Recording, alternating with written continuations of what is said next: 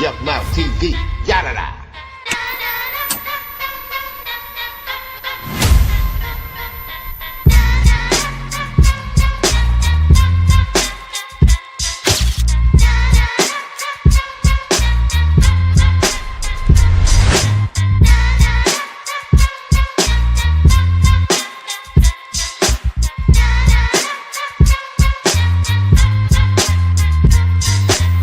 Yuck Mouth TV, yada da.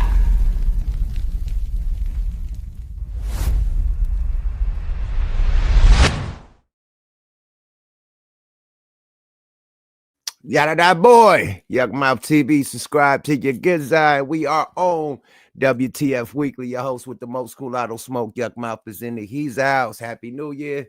It's 2026, man. Let's stack them chips, man. Yeah, dig. Salute to everybody in the chat. The first one to tap in. I see you, boy. My boy Yahoo. Excuse me, y'all. I've been drinking these bubblies. Bringing the New Year in with number champagne. Yeah, feel me? Good looking to everybody, man. Hope everybody had a great New Year's Eve party. You know what I mean? New Year's in with your family. You know what I mean? Friends. You know what I mean? Had a nice party. You know, probably went out of town. New York, Vegas, did a super lavish countdown. Or you probably just did it at the crib with the kids. You feel me? As long as you brought your New Year's in with great energy. You know what I mean? And continue that great energy through 2026. You feel me? And I toasted that, Jack. Yada. Oh, boy. Let's let everybody get in this thing, man. Yeah, we about to go up.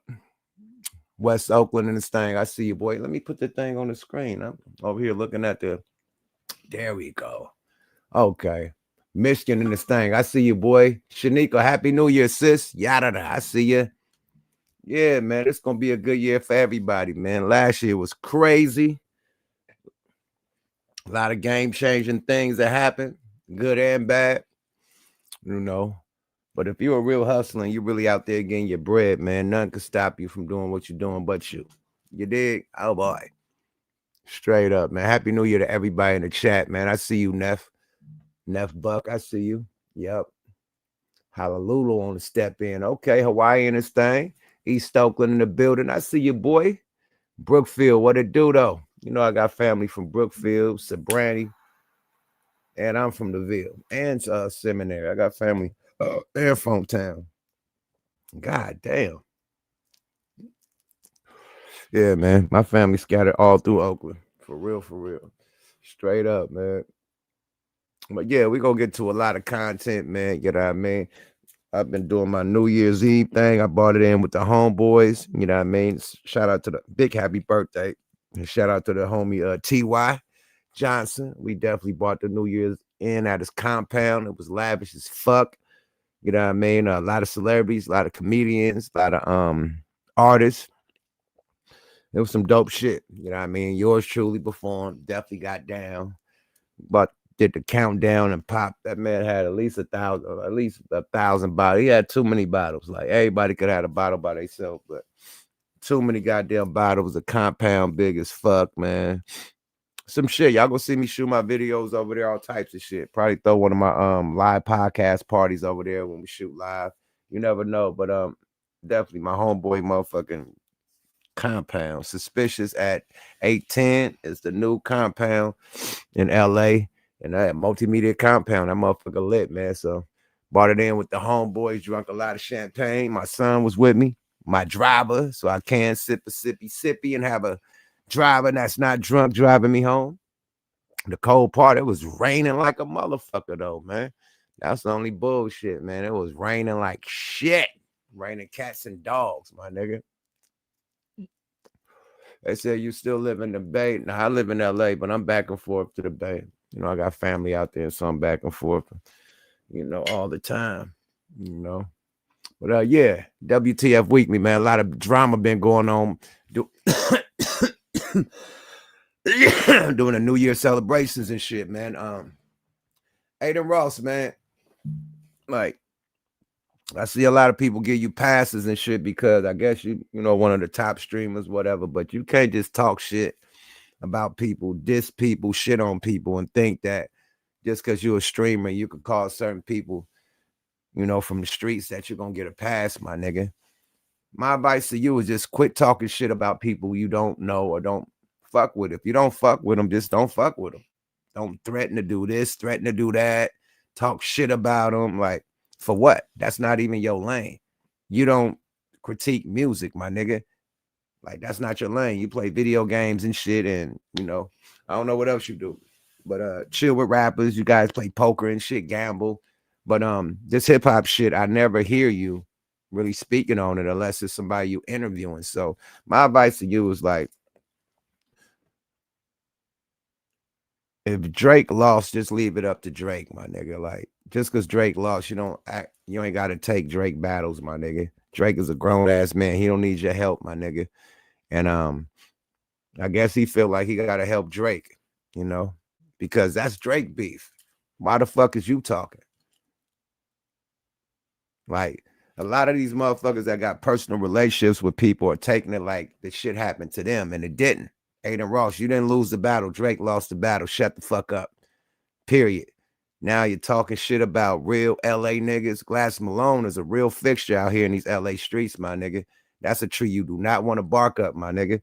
Period. So I don't know what Game already had a warning for you. He told the other nigga, what's the nigga name? I don't know what the little blind hair dude, but he be disrespecting the shit out of us too.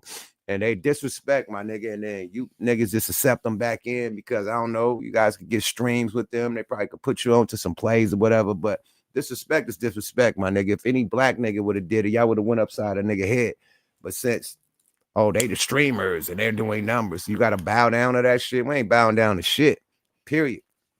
And let me say this to you, ADINN Ross and Charleston White, and all you niggas on stream that, Adam 22, all you niggas that threaten prison and jail, that only scare motherfucker that never been to jail, my nigga. Period. Motherfucker will catch a case and beat it. Period. It's that easy, especially when you sending threats like you sending on the internet and think there ain't gonna be no repercussions. You know what I mean? Like, that ain't cool. You know, stop sending threats. Stop talking shit like you with the shit, and nobody will have to talk shit about you. So on them threats, you're gonna have security, shoot somebody. Everybody got guns, my nigga. Everybody got security too. Oh, I'm gonna send you to jail. I'm a Jewish guy. I'm a small hat. Hey, man, everybody go to jail and bail out and fight cases, my nigga. It's not to a boss, my nigga. Period. As soon as a nigga go to jail, they bail out. You act like you're going to jail forever. Like, that's how dumb you niggas is. Oh, I'm gonna send you to jail. How long? They're gonna bail right back out and be right on your ass. How long? That's not stopping shit. That's gonna make shit worse. So good luck with that one.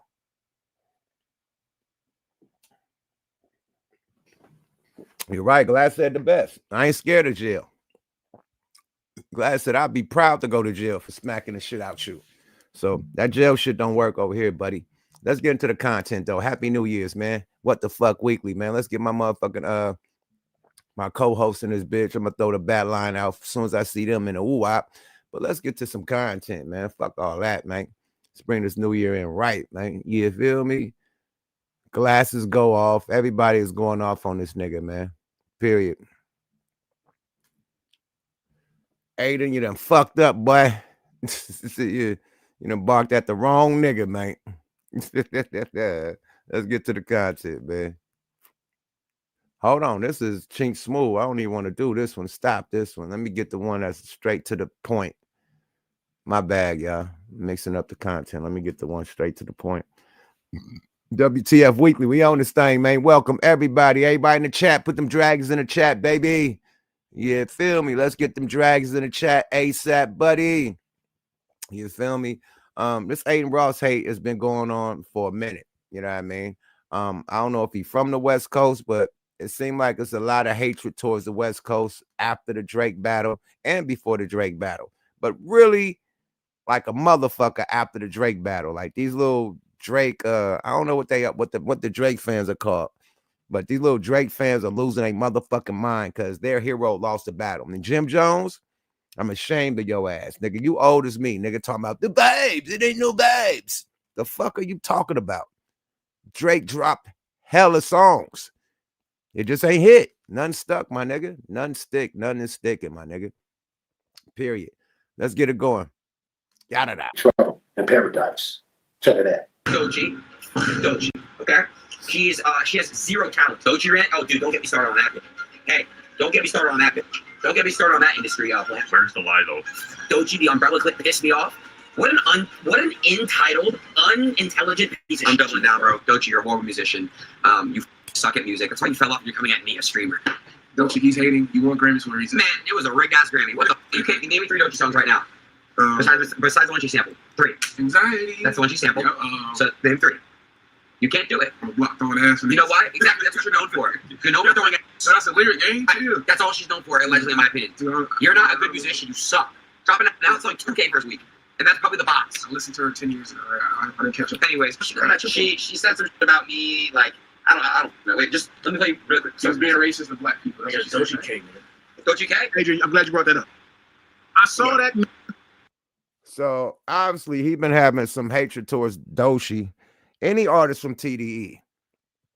He's been saying that he wanted to beat up Kendrick. He'll beat up Kendrick in a celebrity boxing match, calling Kendrick a midget, short, all types of names. Just dissing all the TDE artists, period, in general, including Doshi. So just because yo nigga lost or Drake lost to Kendrick, they're going bad on the whole TDE, period. So that's where you hear this nigga talking this shit. Oh man, Doshi, you're not a good artist. You're a horrible artist. You're a bitch and blah, blah, blah, blah. Like, man, shut your dork ass up and nerd ass nigga. Who is you to tell somebody about their craft? Who is you to tell somebody who's good or not, nigga? Then you ain't a good streamer. You a dick riding ass streamer that use black people to get your views, nigga. How about that, nigga? Nobody give a fuck about you. Sorry about that. Is what it is. Let's see what Glass got to say though. Aiden talking about Dochi. There's no way you gonna think this cool. There's no way you think this cool. You can't do that. You thinking you popping and talking about that sister? I'm gonna what she said to that art. You keep calling her names, bro. I swear to God on Olivia, bro. It's going to come to a place where that's like it's permanent. You can't take that off. AD let you get away with it the first time. He should have fucked you around and he didn't. Keep letting you get it off because they want to be cool with you. It's one thing to say, hey man, you know what? That lady ain't said your name, so you assuming it. You finna start calling her out her name. I'm telling you right now, 7th Street Crib, not going for that. It ain't even got nothing to do with TDE. Eventually, you just a white man talking about this system. Yeah. That's what it's coming down to. And I'm just keeping it a beam with you, bro. I know you were flopping a couple niggas. You cannot be no white man talking that much about that black woman. That's just not gonna fly, homie. I don't know what she's saying. I don't give a fuck about what you think is happening. If you think that's dissing you, you're not gonna be sitting up there just talking about that black woman. On God, bro. And if you keep doing it, I'm gonna start pressing all the niggas around you. I'm not gonna press you because I don't know where you at and I don't know how to get to you. But all the niggas around you, they don't got your money. They don't got none of that. Niggas gonna start pressing all the niggas, and I'm gonna make it my business to make Crips start pressing all the niggas around. All the niggas that's black around you. Every nigga that let you get that off. You're not gonna sit there and just be talking about that black lady, bro. That's just not gonna fly like that. It's not gonna fly like that. One thing, I get what you're saying, but nah, homie. Like I saw you doing that other thing. You telling them not to apologize for using the N-word offending black people. Crip gang, like I'm gonna well, nobody say not Chuck, not nobody. They gonna all have to get down with what I'm saying with every last one of them. Because I'm gonna make it real hard for everybody. Because we not no suckers and we not no sellouts. So you keep doing all of that shit, that's gonna be a problem. Stop playing with that lady name. Don't call her out her name. Don't be doing all that shit because you're gonna fuck around and you're finna say the wrong thing and it's gonna be a problem. And everybody cool with you. I swear to God on 7th Street Crip. If you see this and you cool with cuz, and you see him doing that, just know we gonna have a problem. If you one of the homies or not, it's gonna be a problem with me and you. And I mean a physical problem. No other way around it. No other way around it. I'm cool with you writing this record. That's cool. Listen, don't get on that thing and think we supposed to let you just keep talking shit about this black lady. No chance. No chance, homie. It's no way. No way. And all the homies, bro, nobody doing it. All the black people around you, it's gonna be a problem for them. I don't know what it got to be at that point. I saw that list, and I don't want to get into it because I get it's artistic and she doing her thing, and don't nobody know she's talking about him. Nobody know. But you think you finna sit on that stream? I saw you do that little thing with that black dude, and that black dude tried to be cool and tell you, but that black dude is gonna have a problem. That black dude is gonna have a problem. It's gonna be your problem. Y'all better start checking these. Saying all this shit about man, that shit ain't happening. Don't let these people sit up there and publicly talk bad about a system. Cool, go on the booth, make your songs. That's cool, that's art. Don't think you finna sit on that stream and just be talking about that black woman like that. And talk like about Dochi. I bet you he dissed me for being white. I haven't seen this. You guys want Chat, y'all feeling gang? Y'all feeling what Glasses Malone is standing on? What's up, my nigga? Bo Rock in the motherfucking building. What's up with it, man? What's up with it, man? Man, talking about this bum ass nigga, whatchamacallit, man. Goddamn Aiden Ross going bad on Doshi. You know, he's still mad that Kendrick lost, so that his whole beef is with the whole TDE. He don't give a fuck. You know what I mean? And that's gonna get him fucked. You know? Yeah, I don't even know nothing about the story. I didn't even see the whole thing of what Glasses said, but whatever it is, that's the homie. You know what I'm saying? So it's like shit, nigga. If it's a go, it's a go. He already Right. know, you know. But I'm not too much of a I could fan bring it. of I could bring it Aiden back. Ross. I could I'm bring not it too back. much of a fan of Aiden Ross anyway. You know what I'm saying? He fell out with well, I think him and Kai Sanat back cool. You know what I'm saying? But I don't know. Dude always had like a funny demeanor with people of color. No, Kai don't fuck with that nigga. They cordial, but they ain't together like making bread. Kai ain't been on that nigga stream. When the last time Kai been on the stream with him? I'll wait. No, actually, Kai, I think they had a moment where they had a little like not I don't want to say makeup, but like a squash the beef type moment. You know what I'm saying? Not too long ago. You know what I'm saying? I believe it was on Kai's stream. Um, or Kai made a statement about it. I usually tune in to the youngster, but I'm not like I said. I've never been a fan of Aiden anyway. You know what I'm saying? Just period. He just he gives me the vibe of a cordial with blacks. You feel what I'm saying? But leave it up to him. He would, you know what I'm saying? He cordial with blacks because of what he do, because he's a podcaster, because he's in the gaming world. You know what I'm saying? But outside of that, I don't see him being the type that has any type of real love or respect for black people, period. Agreed. Agreed, bro. Kai Sanat, that's why I stopped fucking with him, because he'll be on his chat. He'll be on the stream with the dude, and he'll let his chat call Kai Sanat all types of monkeys and, you know, all types of disrespectful shit. You know what I mean? Like all types of disrespectful black shit. Talking about his mother, like all type calling niggas slaves, all types of disrespectful shit. And he don't check his chat. He just like his chat is able to just freelance and just go bad on black people, and he just jokes around. Oh, that's just the chat. They don't. Oh, they just Yeah, because joking. They just trolling. it's how he really feel. Because here's the thing about it: the people who follow you and the people who tune into you, they are usually either two sides of the spectrum. They either totally opposite and they like to tune in to debate or to get their juices pumped up. You know what I'm saying? To go at a motherfucker actually a fan of that person and they have like-minded views. You feel what I'm saying? So in order for him to have a fan base that's like that, and for him to attract. See, that's the thing I look at. What is it about his character? What is it that the white people see in his everyday stream? Because we as black people don't watch his stream every day.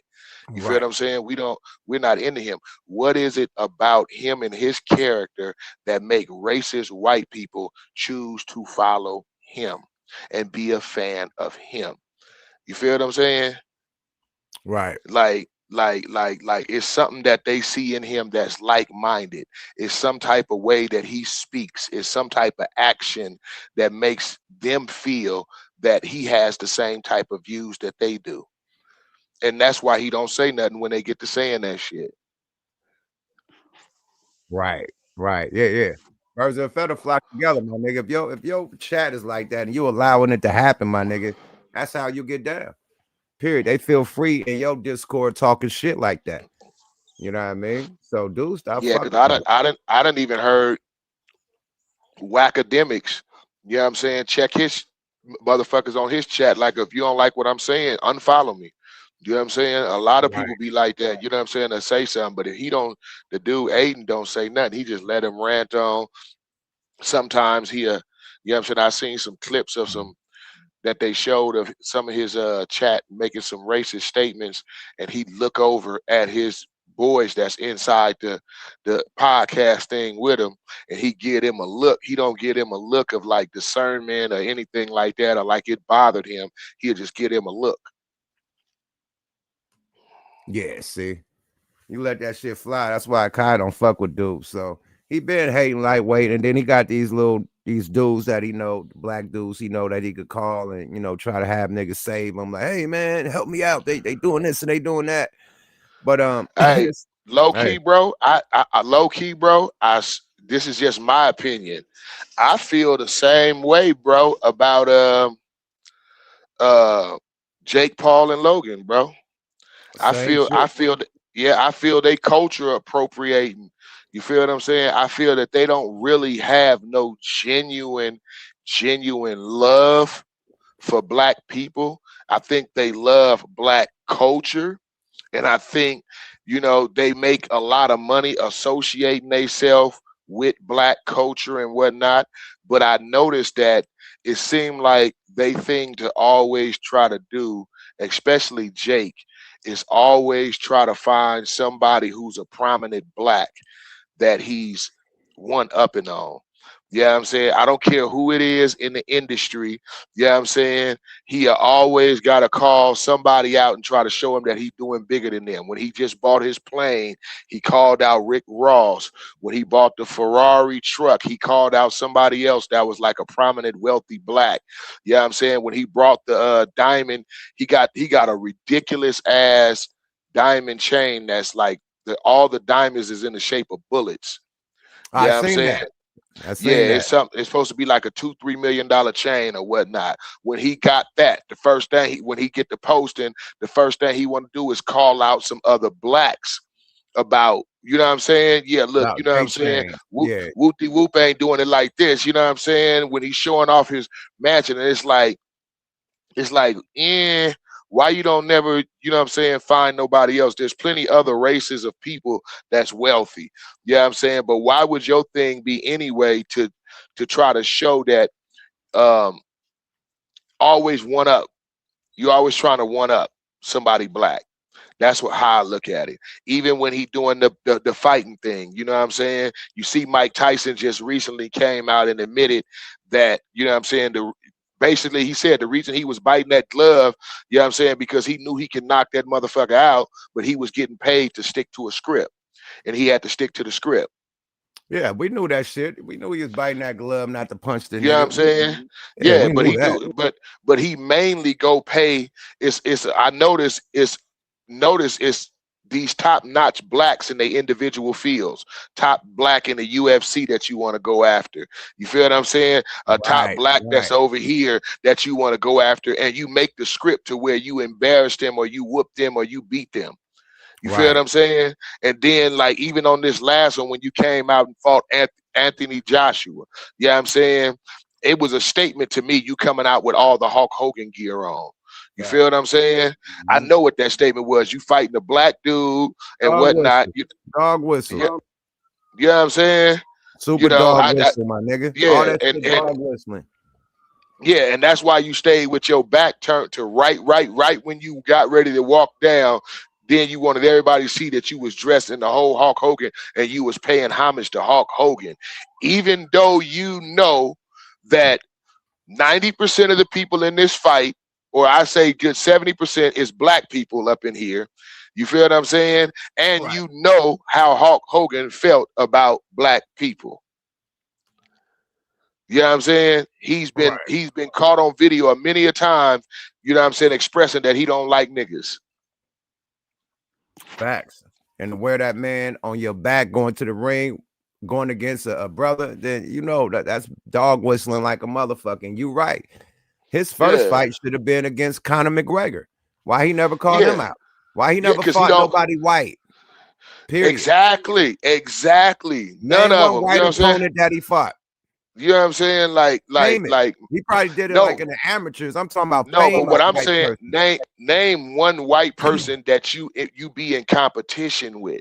You always, everything you do, from the clothes you buy to your house, everything you, almost every post you do where you showing off, it's a show off about you in competition with somebody black, whether it's Floyd Mayweather, whether it's Jay-Z, whether it's motherfucking Rick Ross, whether it's 2 Chainz, whoever the fuck it is, it's always somebody that you got to call out that you trying to one up that's in the black community. Agreed, my brother. MJG, my co-host, what's happening with it, Playboy? Happy New Year to you. Happy New Year to you, Bolo. Happy New Year. Happy New Year, everybody. What's up? Happy New Year, chat. Yeah, Happy what New it Year. do? Happy Two New six. Year, What man. we It's gonna happy, do it's this happy year? Jonas, it's happy Jonas time. Happy Jonas. I don't say Happy New Year. The New Year don't actually start to the spring, so this Till is April. Jonas time. Till It don't April. start till Well, April, right? yeah, Yep. well, happy whatever it is, whatever you happy about. Goddamn it, make it count this year. Let's go. Yes, sir. Yes, sir. Yes, sir. Y'all don't know about Jonas? Yeah, Nah, yes, explain. sir.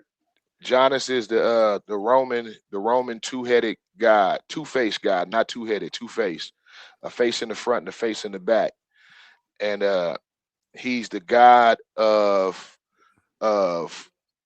resolution and god of promises, and his birthday is in January. You know what I'm saying? Which is henceforth how you get January.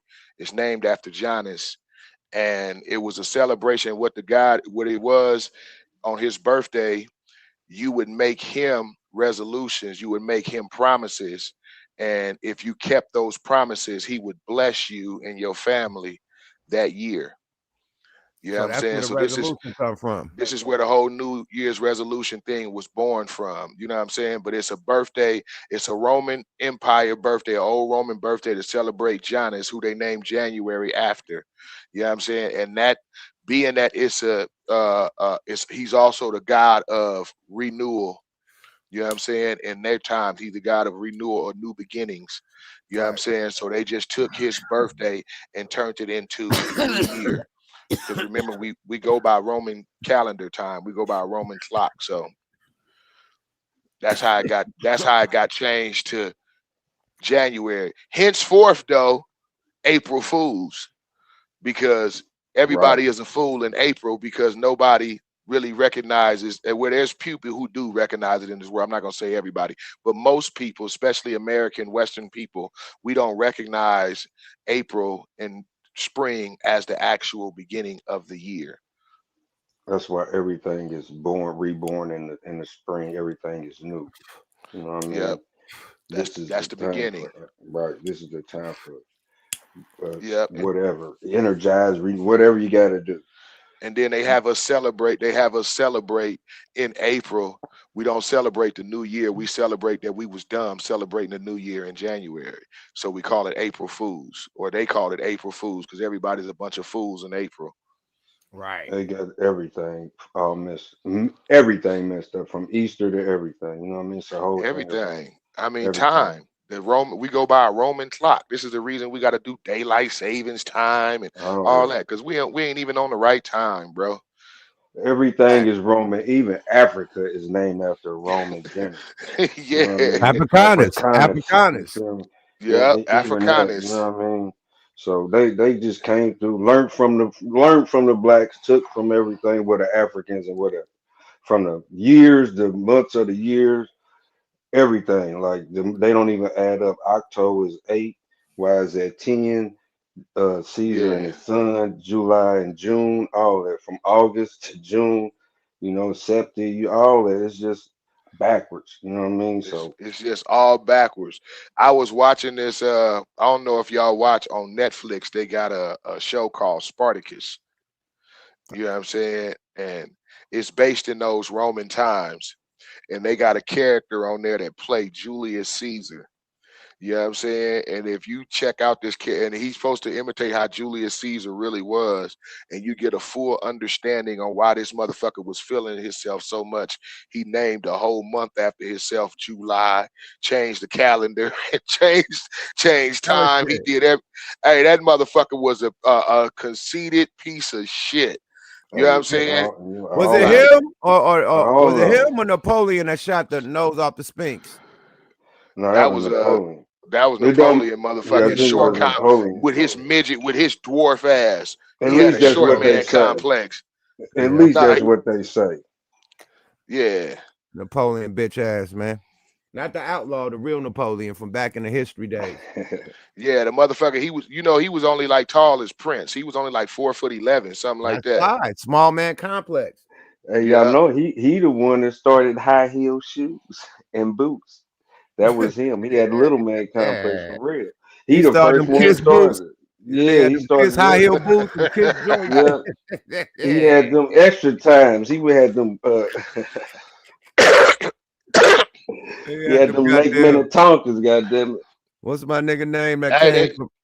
I'm gonna get you, Joaquin sucker. Phoenix played. Joaquin Fly Phoenix guy. played Napoleon. When Fly Guy got Oh out of jail with yeah, the fish tanks up under his shit, Napoleon yeah, was the slick. first with those. Oh yeah, yeah, yeah. That motherfucker walked. That nigga got the goldfish in the feet. Them motherfuckers glass broke on that nigga. He had to run from the hug and all types of shit and bottles and shit at that nigga. Get the high step of the motherfucker. That nigga was limping. That nigga was limping with that one heel on. That Trying nigga to church sock was wetting the mother. His pimp sock was wetting the motherfucker boy running with it. I'm gonna get you stuck at some of the funniest shit. But look, the Classic. whole part on between I'm gonna get you sucker and don't be a menace.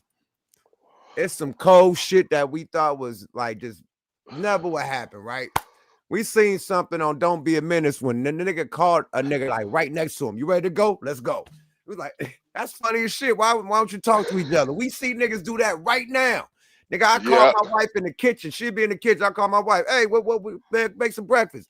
I could just go in the kitchen and just tell her make some breakfast. We doing it. Yeah, then you got the man, nigga that doing died. Hold on, one more thing. You got the nigga that died, and I'm gonna get you sucker. OG, he had too much gold. He died for having hella gold on. Look at the rappers right now. Do they look like that character that had hella gold on that died or not? Yeah, hey, Keenan Ivory Wayans. Look at the bitches, man. That bitch that had the wig on, she started pulling her leg off, nigga, fake everything. Like, oh, this man, that bitch pulled off everything. Hey, that was way before these bitches started getting BBLs. Right. She threw her booty at a motherfucking nigga. she pulled her leg off. That bitch put her wig off, her leg off, her booty off, her titties off. She threw her ass at him, nigga, and laughed at him. She said, "This ain't real either." Nigga, she threw her ass at him. Y'all, hey, we lived through some good shit, boy. Everything. No, but look, fast forward time. That shit is happening in real fucking life right now. Real life right now. Come on, man. And they bitches got them little pads. They got them pads that they put up under their pants to make it look like they got ass. The same shit that shit is happening right now. The same shit she frisbee to the nigga. Like, this ass ain't real neither. And through that same pad is being used right now, nigga. Right now, they got the I'ma get you suckers special. I'm gonna get you stuck a starter. And that's what they getting, them suckers too, boy. They hit the wall. That is crazy, man. And just like, hey, 8Ball and MJG got Starships and Rockets. Listen to that song.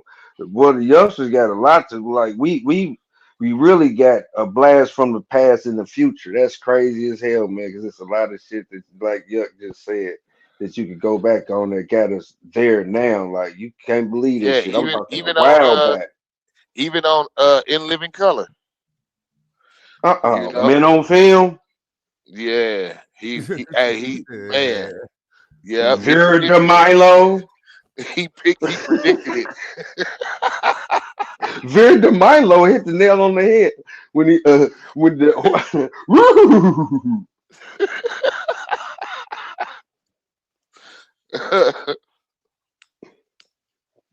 crazy, man.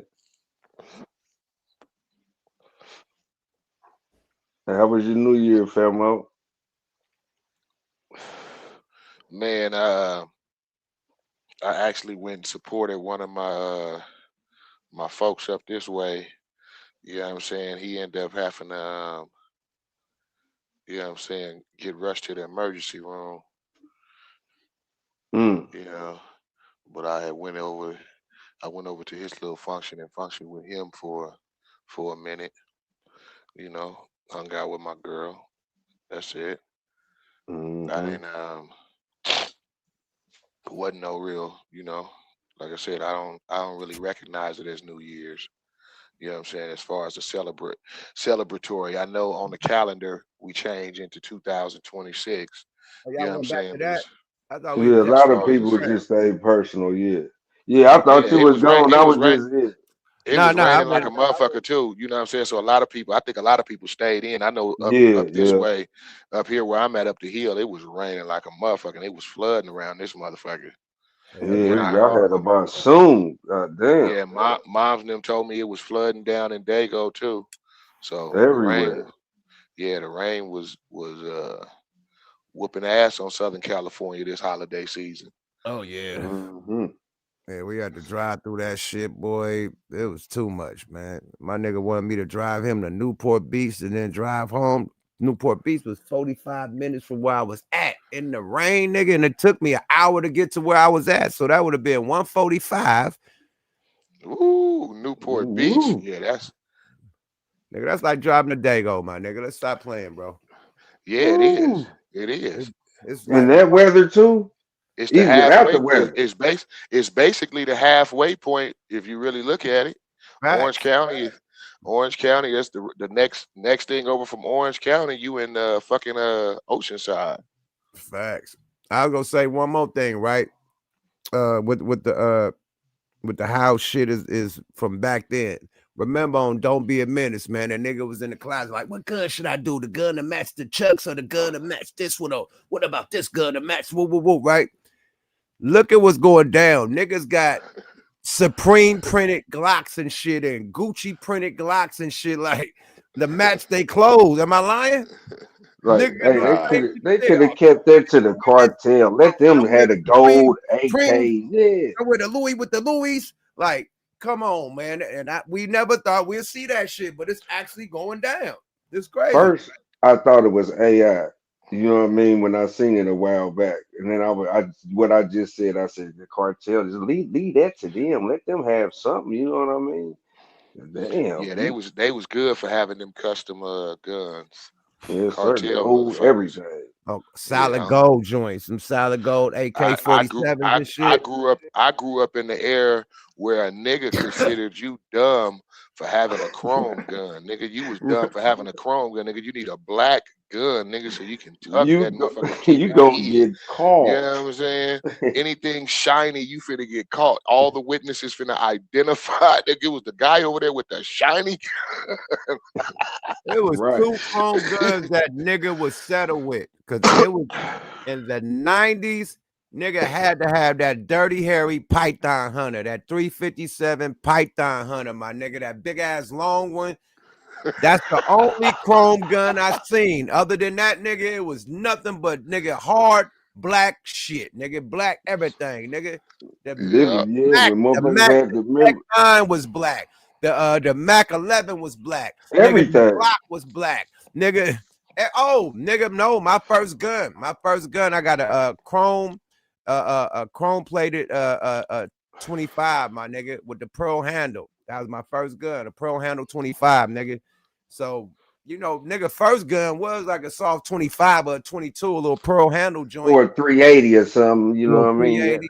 I'm talking about the chrome shit, you feel me? Yeah. Yeah, man. Like, hey, yeah, but you right, Bo Rock, nigga. No chrome shit going through the hood, nigga. You need to be able to throw that motherfucker, stash him, all that. All Period. that, man. Mm-hmm. Speaking of gangster shit, I'm gonna let you hear what Glass had to say about the shit, because you said you missed it. Let's get back to the content. Let's go. Yeah. So wait. So who was Glasses online with him, or was this him online? This Glass is online with his Aiden? response. No, Aiden was online talking shit first. Okay. About Doty.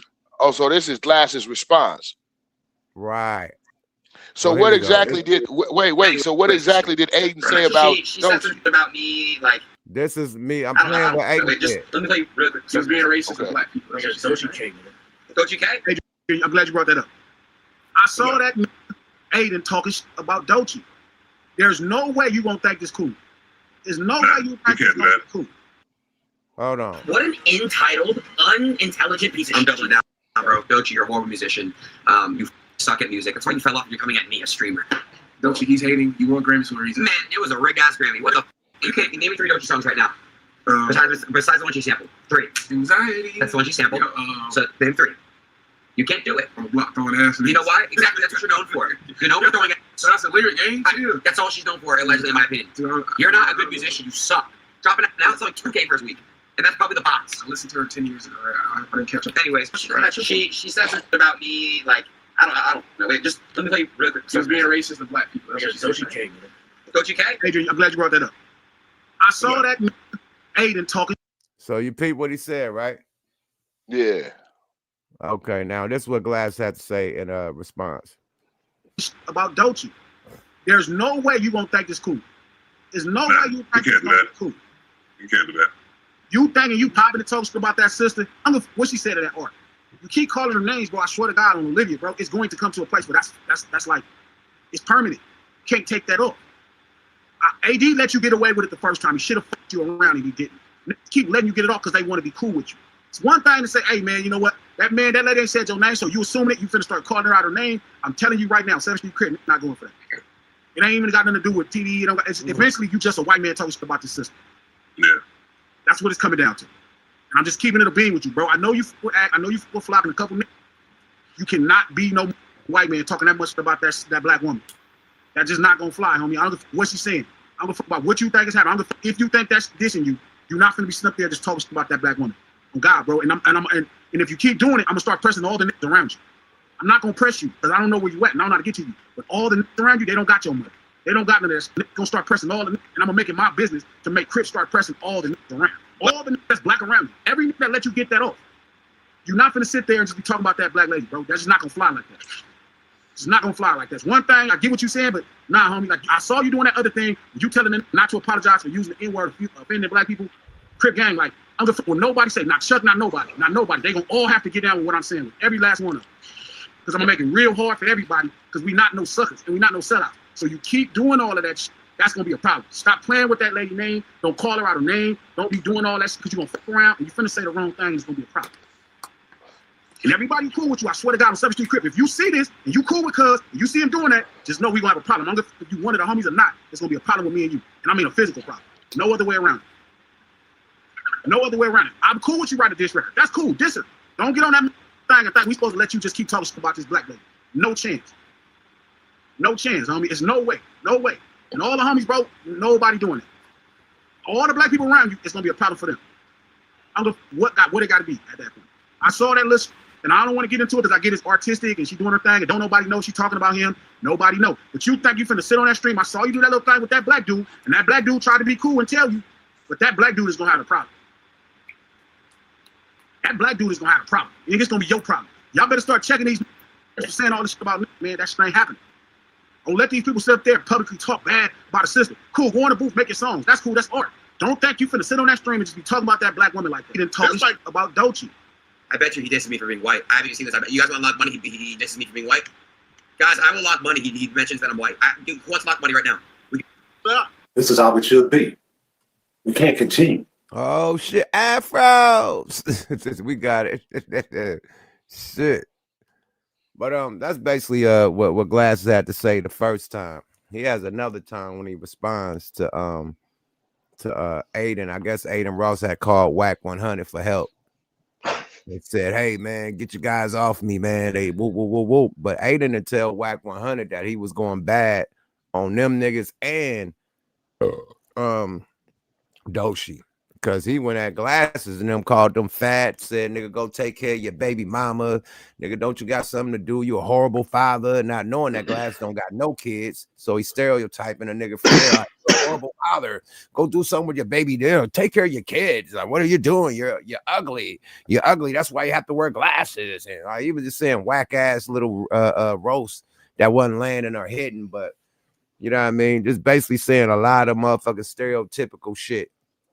You need to take care of your family. Go take care of your son, your kids. Where's your baby mother? Like, Glasses don't got no baby mama, my nigga. But whatever Well, dope that's she that. said or did, like, why even fuck with her anyway? You know what I mean? It's like, what the fuck? It's all because Kendrick murdered their favorite rapper. So I now they mean, got to go bad on anything attached to Kendrick. Fuck beef SZA, is fuck over. Doechii, fuck what the nigga name? Absol, fuck Schoolboy Q, fuck all everything. J-Rock, that's what they own. Period. Anything TDE, all them streamer niggas that fuck with Drake is Nah, against they on some fuck the West Coast shit. Period. that too. It ain't That just too. it ain't just TDE. You know what I'm saying? It's a lot of motherfuckers that's But just Doechii ain't butthurt. from the West Coast. Doechii from Florida. That's what I was about to say. Like, Yeah, she she ain't ain't even from the from the West West Coast. Coast. SZA ain't from the West Coast. SZA from New Jersey. So I think it's more the record label, you know? I mean, move on Like I now. just said, how can you hate the West Coast and then you call them whack 100 for protection? That shit don't add up. No, it don't, and he can't check everybody. I mean, he's not the checker. You feel me? Like, he's not the one to get people Calling checked. him for protection don't add up. Shit. No. A motherfucker want to holler at you. He can't stop nobody from hollering at you. That's for damn sure.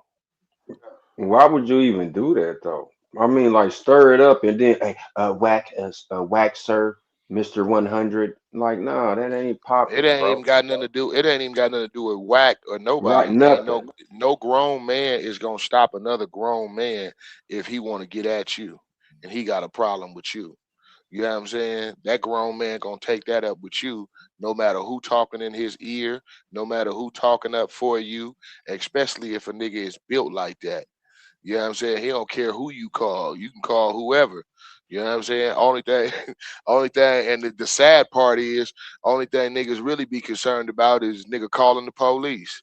You know what I'm Real saying? And they shouldn't even have that they shouldn't even have that type of psychological control over a motherfucker either. You know, right. but that's the way the system is set up, you know, that we live But in. it's funny how all the culture vultures, you know what I mean? They was humble when they was first making their money. Now that they, you know, multi-millionaires, they want to shit on the people that made them millionaires. It's the same shit like 21 Savage saying fuck the streets. You can't shit on the streets after you done made millions off the motherfucking streets, my nigga, and still making millions off the streets. You can't do it. Okay, but listen, nah. See, now You it's can't. two sides to that though, bro. It's two sides to that. It depends on what angle you coming from when you say fuck the streets.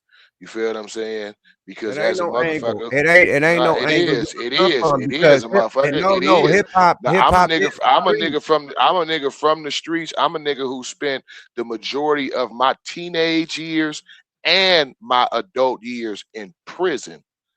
You feel what I'm saying? From juvenile hall to YTS, you know what I'm saying, to prison, to county jail, to prison. You know what I'm saying? Being that street type of dude in the streets for real, for real. For real, for real, for real. You know what I'm saying? And when you put certain aspects of it as far as street rules and street codes, don't nobody live by those rules no more. You feel what Who? I'm saying? So when you these cats don't live Who? by these rules. You got a whole state called You got niggas you got cats still. that's I live by those rules. you got cats that's telling That's the live on the youngster. internet. No, listen, you got cats that's telling live on the internet, snitching and dry snitching, getting niggas indictments, That's getting the niggas youngsters. indictments, and That's the youngsters. niggas still think niggas is cool. No, I'm talking about niggas like 600 Breezy, Whack 100, that how they got Big U his indictment, and niggas still fuck with niggas like that and think niggas like that is solid and think niggas like that is real. That's shit like fuck the streets. That's some fuck the streets shit right there. You know what I'm saying? Because motherfuckers ain't pressing no fucking rules. They let these niggas just do whatever, get on the internet and dry snitch on a nigga and get niggas cases. And niggas don't do nothing, still look up to these niggas, still bow down to these niggas, still have conversations about these niggas. You feel what I'm saying? That's a fucked up mentality. And then on the opposite side of that, from a perspective of a grown man, you know what I'm That saying? sound Our coach, personal. No, that's not. It's not just no. That's not. See, you try to make it. See no, again. See, that's why. That's why it's fuck the streets. That's why it's fuck the streets. That's why I said the street rules don't apply no more. See, that's why I say the street rules don't. I'm telling you, because you just said it's personal, and I just gave you a violation. You told me about a lot of podcast niggas. I'm talking about. I'm not talking about just pod. I'm talking about. I just named real for real street shit, my niggas. Stop playing with me. Give a fuck about what any of your niggas saying. Do it. Stop what they doing in the streets. No, man. What say they got nothing to do with what's happening in Oakland, nigga. It don't. Sorry about that, man. Listen, bro, if you don't stop it, he still, I didn't say it had nothing to do with none of them niggas. Still move like how street niggas move. Again, who said, no, let me land. You never let me land. Who said that it had something to do with Oakland? Who said it had something to do with LA or anything? I gave you an example of how niggas don't live by the code no more, and niggas just accept that shit. Now, I'm not talking about just podcast nigga. So you saying Whack 100 just a podcast? So you saying Whack 100 is just a podcast nigga? You talking about podcast niggas? Okay, but so you saying Whack 100 is just a podcast nigga? He ain't no street nigga. He just a podcast nigga, right? Right now. So he don't buy. So man, so 600 ain't no he a podcast nigga, right? That's what you saying? He ain't from 60.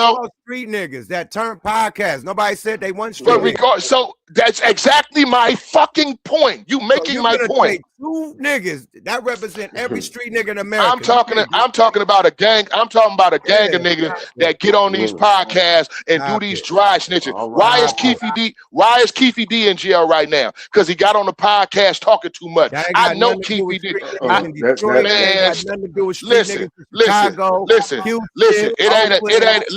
listen, bro. I'm just gonna keep it 100. In Keefy D heyday, you wouldn't have said nothing like that, bro. And I'm just keeping it 1,000. It got nothing to do with us. What are you talking about? What do you mean? It got something to do. Okay, so how you gonna say so the whole conversation is about the conversation of niggas saying fuck the street. So if that's the case, niggas in Atlanta saying fuck the streets shouldn't even have a conversation on some West Coast niggas podcast then. So if that's the case, because we talking about some industry niggas who said fuck the streets. So why the fuck we even conversating about it if you just gonna try to brush it off like that? Defending what the niggas saying. That's why we have but that's some Atlanta shit. It don't got nothing to do with LA. It don't got nothing to do with LA and Oakland, just like you said. Uno card and just defended it, like just basically saying because some street niggas that do podcasts agree with it that everybody around the United States. I ain't said that ain't what I said, nigga. I fuck with. Listen. Let me tell you something, my nigga. Listen. Let me tell you something, my nigga. I'm from a hood, and I fuck with my homeboys from my motherfucking hood, and I know how niggas on the block conversate. I know how niggas on the block conversate, nigga. And niggas out here foul. Niggas is out here wearing Apple Watch wires. I'm talking about killers. I'm talking about niggas who got bodies up under them. Nigga, they wearing Apple Watch wires, nigga, to get niggas indicted. You're not finna sit here and tell me that niggas is out here abiding by the street rule. It ain't just rap niggas, my nigga. It just ain't rap niggas. I just had some of my homeboys get indicted because one of my homeboys who was a murderer was wearing an Apple Watch wire to get them indicted so he can get off his case. You feel what I'm saying? It's street niggas. Been no street rules. They never been fake. It's a lot of street niggas that's doing foul shit. That don't mean that the street rules and the street codes don't exist, my nigga. The thing with what y'all missing is saying, hold on. Is dead. The streets is dead, bro. The thing, hold on, man. I don't know, bro. I don't know where you been, my nigga. We could go to Detroit and I'm gonna show you that the streets is not dead. We go to Atlanta. I'm gonna show you the street. Go to Florida. I'm gonna show you that the streets is not dead, my nigga. We go to Houston. I'm gonna show you the streets is not motherfucking dead. It defines on what you. It defines on what you saying is dead. It defines on what you mean by dead. If you ain't in the streets no more, they're done. If you in the streets, they still popping. You feel me? They dead, bro. Yeah, they if you ain't got nothing to do with them, they ain't nothing. If they, but they popping. If regardless, that's just like somebody older saying, "Well, the streets always gonna be popping, y'all. Y'all But know." who said the streets ain't popping? Who said the But- streets ain't popping? I am a street nigga talking about I'm saying all But you the key niggas. Because the but- fact that you niggas is defending the shit, I'm saying all you No, niggas Bo, don't go by the real rules. Niggas don't I'm go by the even rules killed, and Bo. principles Hold no on. more. I'm even killed because the key is to get out of the streets, but they using the streets for another thing. That's the key. Is both they that's So don't it. use That's the it. streets. They Yeah, don't you know what I mean? make all the money. Then when the But streets because our shit was to get out of the streets. That was it. You know what I mean? Like, that was not to bring Ricos to the rap, and that's it. That's what they doing. That's what they doing. What I'm talking about. That ain't what I'm talking about, bro. But that's what's happening though. But I started the conversation by saying what I mean by when a nigga say the streets is dead and fuck the streets is niggas don't not abide by the rules and principles that I was fucking raised on. I was raised by G niggas. To become a G nigga myself in the streets and in the motherfucking industry. It ain't a nigga walking this earth that can say he ever whooped my motherfucking ass. Never in my fucking life have I even lost a fight. You feel what I'm saying? That ain't the question, though, bro. That ain't the question. Your G shit ain't the question, though, fam. But what I'm saying is the principles and rules. What I'm saying is the principles and rules that made the streets, niggas don't abide by them no more. Niggas don't respect the code no more. No, the fuck they don't. They do. No, the fuck they don't. Not the majority of the niggas. If that's the case, they never did, but they have. People do follow the rules, and they break the motherfuckers too. Right quick, please, because it was throughout the 70s and the 80s, throughout the 70s and the 80s and part of the 90s, it was more people abiding by the code than it is now.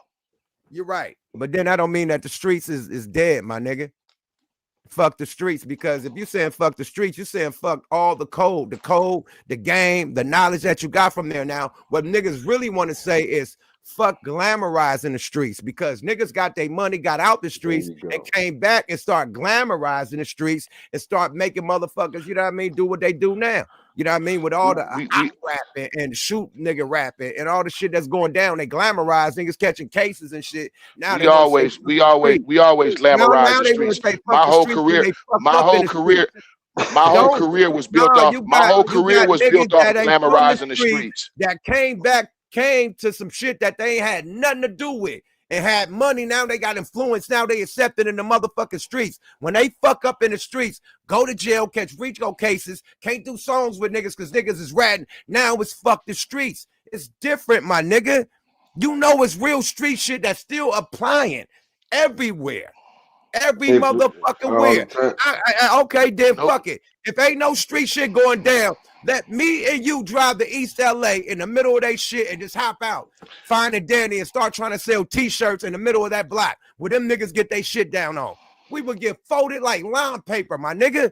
It's y'all real both right. The street shit popping out. That's right. Still, my nigga, like, no, we can't let the nigga we that just ain't in that world no more. You know what I mean? And for the people that still Coach in the it, motherfucker great. What up with it? Nigga, I'm really from the Bill. I don't know what's happening, my nigga, but my nigga still apply street pressure, still run by the street rules. Nigga still function like real street niggas, but and again, I still stand on the fact that in the 70s and the 80s and the 90s, it was more niggas abiding by the street code and the street rules than it is now. Now, snitch niggas is being accepted. Niggas is being looked at as rap niggas is being looked at as real gangster niggas. You know what I'm saying? Niggas who ain't never even really did nothing in the streets because they was able to get a record deal, get some money, and surround themselves with some gangsters from the streets and whatnot. They being looked at as gangsters. You feel what I'm saying? Niggas is telling, you know what I'm saying, the code now. Niggas make songs now about fucking other niggas, bitches in the club. You know what I'm saying? Niggas is talking about going to the club, finding the bitch in the club and eating the bitch out in the club. Niggas is rapping about shit like that. Supposed to be street niggas, supposed to be hardcore niggas. Niggas ain't got no principles and codes. You feel what I'm saying? Niggas don't respect niggas. The fact that That's that nigga baby mama that she off limits and whatnot. That's that nigga ex-girl. I don't want nothing to do with that. You feel what I'm saying? I'm over here to the those codes and all those principles is gone out the door.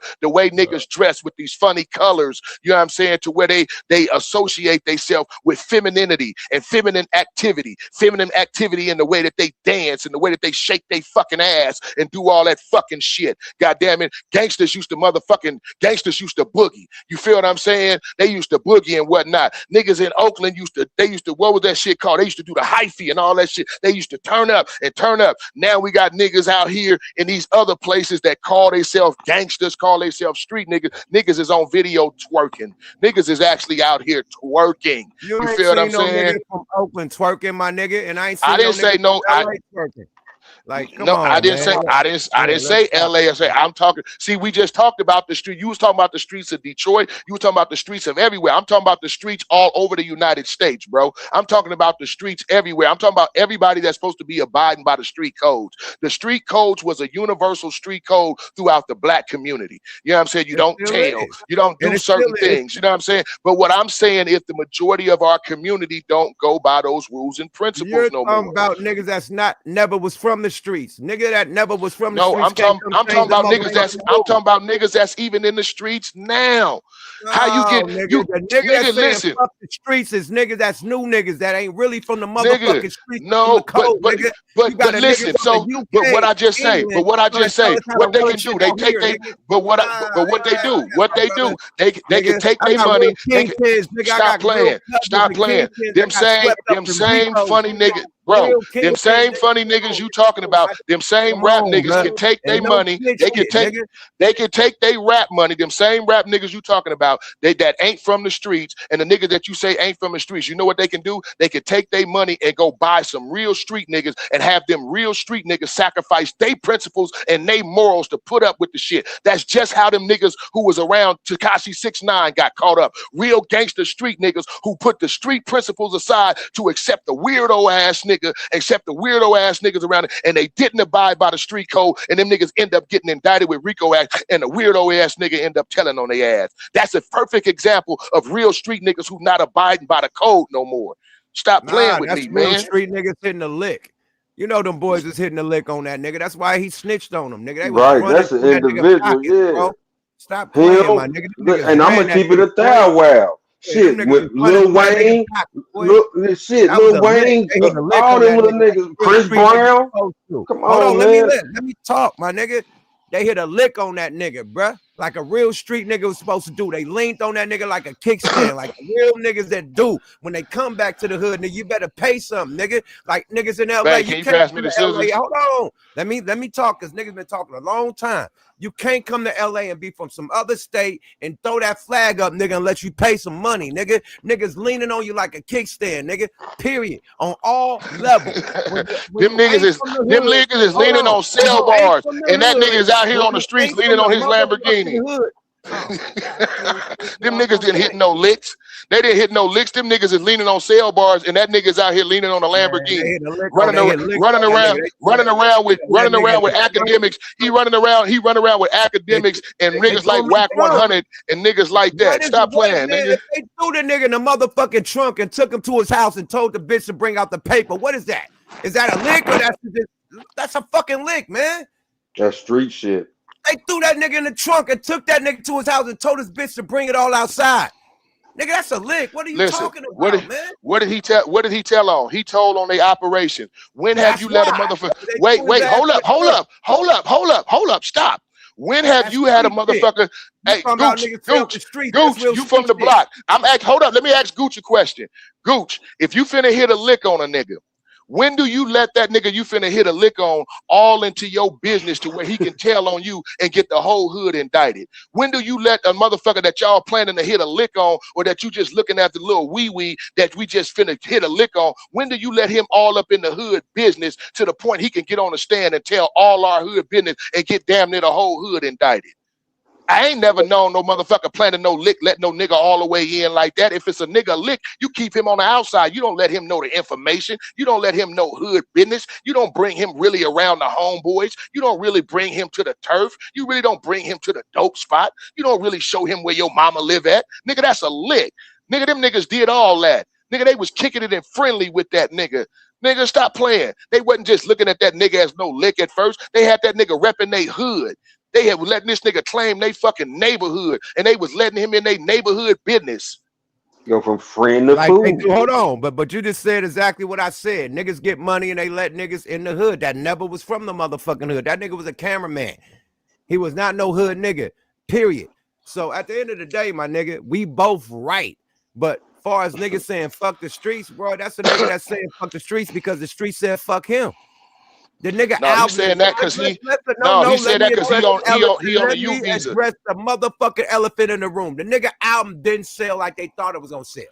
No, he on a U visa, bro. That's why he said that. He's on his U visa. No, his album didn't sell like it was supposed to sell. Now he wanted to say, hey, man, QC, man, I told you in the club, man, I ain't agree with that. Hey, amigo, you need to get back together. Hey, I told Young Thug, man, we been knew he was a snitch since the first time he told. Like, he just started dry snitching on everybody online and then hit the shit and said, fuck the streets. Like, because the nigga album ain't selling, my nigga. We can't get caught up in what Atlanta got going on in their inner beefs. They got inner beef shit that don't got them niggas fucking with each other because niggas is ratting and snitching on each other and doing all types of fuck shit that street niggas don't fuck with.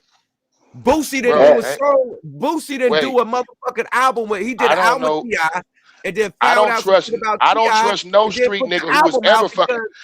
I don't trust no street nigga who was ever fucking with niggas in Atlanta. You feel what I'm saying? Street niggas in Atlanta carry purses. You feel what I'm saying? This is niggas think it's cool to carry purses now. You feel what I'm saying? So that ain't never been my forte. You feel what I'm saying? Yeah, like we can't let what's going on out there between rappers because it's some real niggas in Atlanta that's real official. I can't say that's all Atlanta, but these rap niggas, what they going through, we can't put that on all the streets because the nigga feels some type of way about his fucking album not selling. I'm not gonna allow a nigga say, oh, fuck the streets. Nigga, fuck your album, nigga, because it didn't sell, nigga. How about that? I'm not gonna say fuck the people that supplied me, that took care of me, nigga. It was times when my mama didn't have the money, when my grandma, nigga, my friends took care of me. I had to sleep on their couch, eat their food, nigga. They took me out, taught me how to fish and taught me how to draw. All this shit, all my talents come from the motherfucking hood. My homeboys. I wouldn't have none of this rap shit, none of the shit I do right now if it wasn't from the hood, the streets. So I could never say fuck the streets. My fan base is the streets, nigga. Everybody that come to my shows, it's the streets. That buy my album, support me, it's the fucking streets. I can't say that. So, okay, now that we had that debate, now let me clarify what he actually was talking about, okay? Because it was a statement made. So let me clarify what he actually was talking about. True enough, it has something to do with his album not selling. It also has something to do with Young Thug album not selling. It also has something to do with Offset album not selling. It also has something to do with the other Quavo album not selling. You know what I'm saying? A bunch of people albums ain't selling. So what he was saying was when we was all together and we was all fucking around, we was selling albums.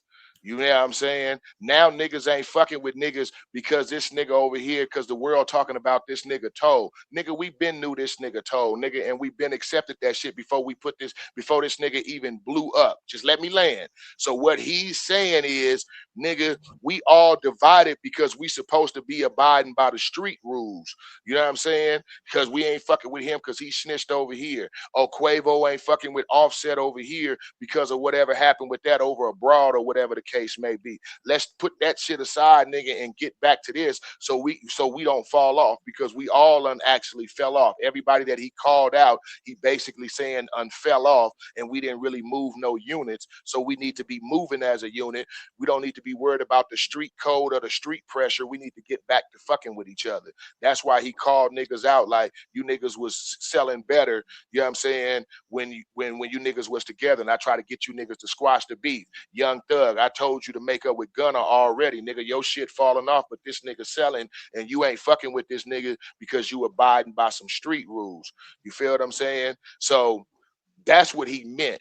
Now, in my perspective, do I look at it as wrong? No, because I've never looked at them. I don't know them, but I've never looked at them as real street dudes. I never have. You know what I'm saying? Being a real street nigga. I've never looked at them as real street niggas like that. They made us sold drugs or did things like that. Just because you sold drugs in the neighborhood for survival don't make you an actual street dude. You feel what Who I'm you talking saying? about? It's Who you talking about? what they name it? What his name is over there? 21 Savage, Young Thug, or all them ones that's supposed to be street dudes over there. You feel what I'm saying?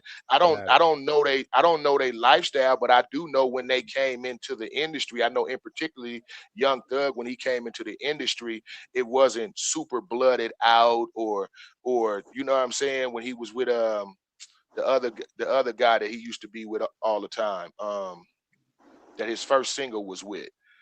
I forgot his name, but he wasn't on all that whole tip. You know what I'm saying? It's the same way with Baby and Wayne them. They wasn't all on the banging tip and all that when they first came out. They was representing where they was from, but they wasn't on blood, crip, or trying to push that narrative out there. So a lot of these cats I've never looked at as street official dudes. I looked at them as part of the street culture, like the street hip hop culture. That's a whole different culture than what I view the real streets as. The real streets is what you're talking about in Detroit. The real streets is what you're talking about in Oakland. The real streets is South Central. That's all The real I've been streets is the saying. east side of Long Beach. You know what I'm saying? That's But all I've been saying. these That's other still cats, here. but listen what I'm That telling didn't you though. disappear, my But here's nigga. the That's problem. still But listen, here. but listen, this is where the problem in lies. It's the same thing as what we was talking about last time, where too many OGs are trying to be like youngsters. You feel what I'm saying? We got too many real street dudes that's trying to be like these rap dudes in the industry. You feel what I'm saying? So therefore, they accepting the stuff that's going on from some of these rap guys, because some of these rap guys have put them in their crews. Some of these rap guys have put them on their team, on their security team. Some of these rap guys have put their artists on, you know what I'm saying, or do a song with their artists and whatnot. So these guys accept these guys around them and they treat them like, oh, you the homie, you the homie, you the homie. And they give them the false impression. They give these artists the false impression like, oh, I'm really tied in. I'm really a street nigga. The prime example is the little kid who was involved in the whole thing with King Von. You know what I'm saying? When he came to LA, you know what I'm saying? And his cousin got, you know, he was, when after it happened with King Von, he was big cripping all on the internet. This 6-0 Crip. I'm from out here, 6-0 Crip. This Crip this, Crip that. Then the minute he got shot up in LA at the gas station and his cousin got killed, he was like, oh, I ain't with that no more. I'm denouncing all that. I ain't with that no more. You know what I'm saying? You never was really with it. But some of the real niggas from that block, you know what I'm saying, because you was throwing them some bread and because you was giving them jobs or putting them on a security team or you was paying rent or kicking into them niggas, they accepted you around. And that's how I view a lot of these hip hop street dudes. That's what they are to me. They're hip hop street dudes. So when they say fuck the streets, it don't offend me because I don't look at them like that anyway. Niggas walk around with purses on. Niggas walk around with weird clothes on, trying to dress like rock stars now and be feminine with it. Niggas is actually shopping in feminine departments and department stores. You know what I'm saying? And they live in lifestyles that don't represent the manly streets. The main thing about the streets for a dude was it represented a manly behavior. Regardless if you was from a gang or not, it represented manly behavior. You stood 10 toes down. You didn't let nobody talk no shit. You ain't let nobody steal from you. You don't steal from nobody. You hold your own. You feel what I'm saying? You don't let nobody disrespect your mama. You feel what I'm saying? Or disrespect your family or come disrespect your house. You know what I'm saying? What you see, you keep to yourself. You don't go talk to the police. Don't tell the police nothing. Don't get to running your mouth about what you seen. Don't be over there messing with such and such girl over there. You know what I'm saying? You didn't have to be from a hood to know that those street codes was manly codes. And a lot of those codes are the things that I see have been swayed out the way and been replaced by the hip hop street culture and the way hip hop street artists dress and the way hip hop street artists act. You feel what I'm saying? And so when let Gooch holler. Gooch, what you gotta say, my brother? Let me give you an example because with us being from the streets, a lot of people might not catch on to what we're saying. So let me use the NFL as an example. I want y'all to look at hip hop as an NFL preseason game. The first string comes in, the starters, they play the first quarter. The second string, they play the second quarter. And then all the niggas who might not make the team play the whole second half, right? So the problem we have in hip hop are the second half niggas that think they gonna get cut anyway. But then after they get cut, they say fuck football. No, it ain't fuck football. You just sorry. You know what I mean? so that's what they trying to blame. You wasn't good at it in the first place, motherfucker. Right. Yeah, so okay, y'all had y'all long run, but y'all the niggas who's about to get cut playing the whole second half, but they out here bragging, oh nigga, we played the whole second half. Yeah, but you're not really cut from that cloth. You're expendable. You're gonna get cut, traded, or possibly never play the game again. But the problem with that we have in hip hop is that we have allowed the second half sorry motherfuckers to get paid the same salary as the starters. Preseason, right? Yeah, so that's what. And Happy New Year to you, dude. Happy New Year to you, dude. You guys too. And if you notice in a preseason game, the refs don't even call calls in the second half. Why? Because those niggas don't matter. It's basically running clock. Nah, you know what I mean? Read good. You got your glasses on. Read read what's on the screen. Why we ain't addressing that? This is the real reason why these niggas raps ain't selling no more. But these niggas that's on the screen, they albums are selling. I mean, so why don't we talk about that? How the Clips album shut shit down. How Kendrick album shut shit down. How all the niggas that had real dope hip hop, all the OGs that came out, they had dope albums. Why? All these other motherfuckers complaining. Exhibit album, dope as fuck. Moving something. Like, why is niggas complaining like hip hop is dead? Because that style of rap is not hitting no more. Ain't sticking, my nigga. Yeah, niggas don't want to see the practice team play. Niggas don't want to see the practice team play. We want to see the starters. Hey, who put that comment up? I ain't never thought about that. It has been a bunch of like street orientated dudes that's been running hip hop for 2025. It's been other Southern rappers eating too. You know, I mean, I think of, you know, Tyler Creator, he came out and did his thing. You know, he not a street dude and whatnot. But when you really think about it, like you say, the Clips, Kendrick, you know what I'm saying? Q, JID, Snoop, you know what I'm saying? Like it's been a bunch of them just dropping all throughout 2025. All throughout 2025. And again, like you said, Gooch, the second string niggas is coming in right now in the last quarter, you know what I'm saying? And it's finna get cut, you know what I'm saying? And people is like, well, nah, we don't want, you got authentic people, I think, are waking up and they saying, okay, we don't want hip hop street culture. If you're gonna give us hip hop, give us hip hop. You feel what I'm saying? If you're gonna give us street stories and you're gonna give us the streets, you gotta at least be authentic with it. You gotta at least, your stories at least gotta be authentic. You gotta really have walked that walk and talk that talk. And that comes, you could tell that in a way a person talk about the streets. Like when you listen to a Cube and whatnot, they tell ghetto stories that you know that they definitely not living right now. You know what I'm saying? Because it's like, okay, well, that happened. That was that shit that happened in the 80s. That was that stuff happened in the 90s. You know what I'm saying? So you know they're not out there trying to say that, oh, I'm out here active right now. I'm out here active right now. You know what I'm saying? I don't think people really want to hear. They don't want to hear, what's the name of the song? They don't want to hear Knife Talk no more.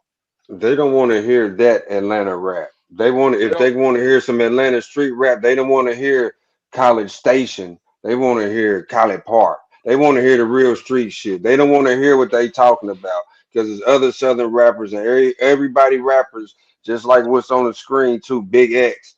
You got Sauce Walker. You got even female rappers from the South besides them are eating. Yeah. And now they want to pull the cord on where they got their food from. And that's the problem. And I don't want to speak for him or nothing, but I get what he's saying. It's just like I said, you want to lead the streets, but you don't want to lead the streets and then turn around and then bring them right back to you. Like that's not looking out for your guys. That's not how we was raised in the streets, coming out of rap or getting into something and then looking out for your guys. You know what I mean? Yeah. Now for the ones that was doing it, that was on the low. They didn't even fuck with you no more. And that was it. But these motherfuckers is glorifying it, bringing it in. And not only that, they killed that game. And now they want to be fashion models with purses and skirts on like little cheerleaders. You know what I mean? And that ain't hip hop. Yeah, and see, and that to me. That's a different culture. That's a thing to me that made me, in my mind, disassociate them in what I consider the streets. You know what I'm saying? That's not them dudes. Is not. I don't consider them. Hey, yeah. Can you bring up Gip Goody did an interview that they dropped today, and he was talking about what's going on in Atlanta. He was addressing that situation exactly about the street culture in Atlanta is dying out. You know what I'm saying? And who was behind it and what the new culture in Atlanta is really going on. They got some stuff going on down there that's still cracking in the South. You know what I'm saying? But it's more on a Southern tip.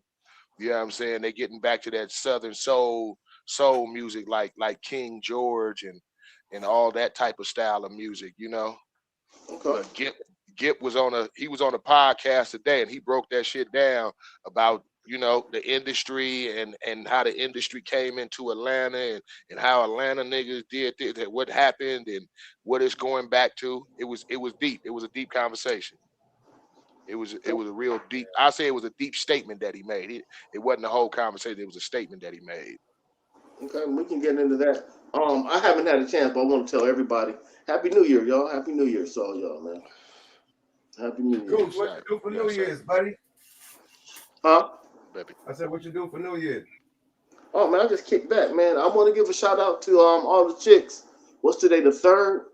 That's probably about 8 to 10 niggas deep in dick already. So shout out to y'all too.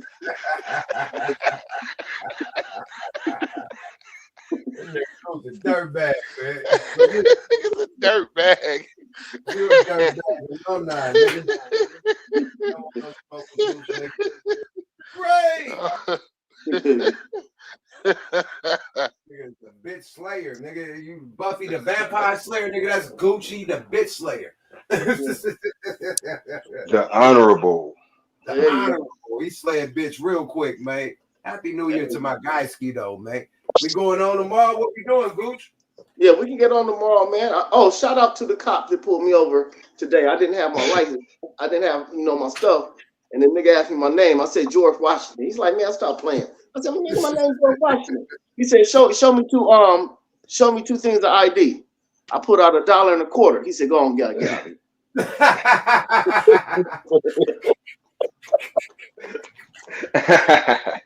So this nigga goes crazy to the motherfucker, baby. You gotta go with the one-liners.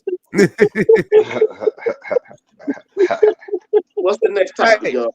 But hold on, man. Speaking of fucking let's keep it up. Let's keep it right here. Let me play something because my brother fucking Bo Rock put me onto some game that I didn't even notice, that was going down. But I'm gonna play a situation and I want Bo Rock to continue with it. I'm gonna throw you alley-oop, Bo.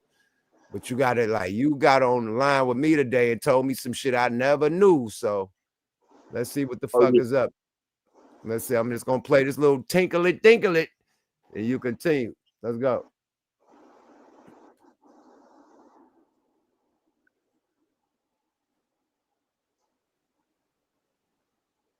Together, I'm down for whatever. 21 Savage assisted law enforcement on the 2013 murder of his friend to keep his visa. They tell me time is money, but we'll spend it together. I'm down for whatever. 20 big swole up. Whoa. See, now you wonder why niggas say fuck the streets. Nah, go put in U Visa, 21 Savage U Visa. And then it's gonna be a dude on there who gonna break down exactly what a U Visa is. He gonna give you the U Visa is someone who's cooperating with the police. Yeah, it's a certain type of visa that you have. Yeah. Yeah, but if it's somebody else on there that can explain it, go ahead. I know what that is though. Go ahead. And I know where he got it from too. Whack 100 had an argument with this nigga about his U visa. I know where he got it from though. Oh, well, let's talk about it. Let's bring it up. Let's bring it to light, man. Let's bring it to light. Is it the one that 21 Savage exposed alleged U visa sparks internet frenzy? Full breakdown? Yeah. Let's do it. Okay. Yeah, and it's shorter too, because the other shit like 19 minutes and shit. This ain't got no 19 minutes. Yeah, this shit's short, man. This shit straight to the point, soft 6 minutes, straight to the I know point. it's different levels to them U visas. You know what I mean? So I don't know what if all of them is the same. Here's the thing. It's in court. It's some court shit. Just let me say it's some court shit. Right. And I'm gonna tell you when it happened. It happened right in front of the whole world, and didn't nobody even pay attention to it. Let's see it. Let's do it. Fair use. Let's see it. Let's go. Fair use.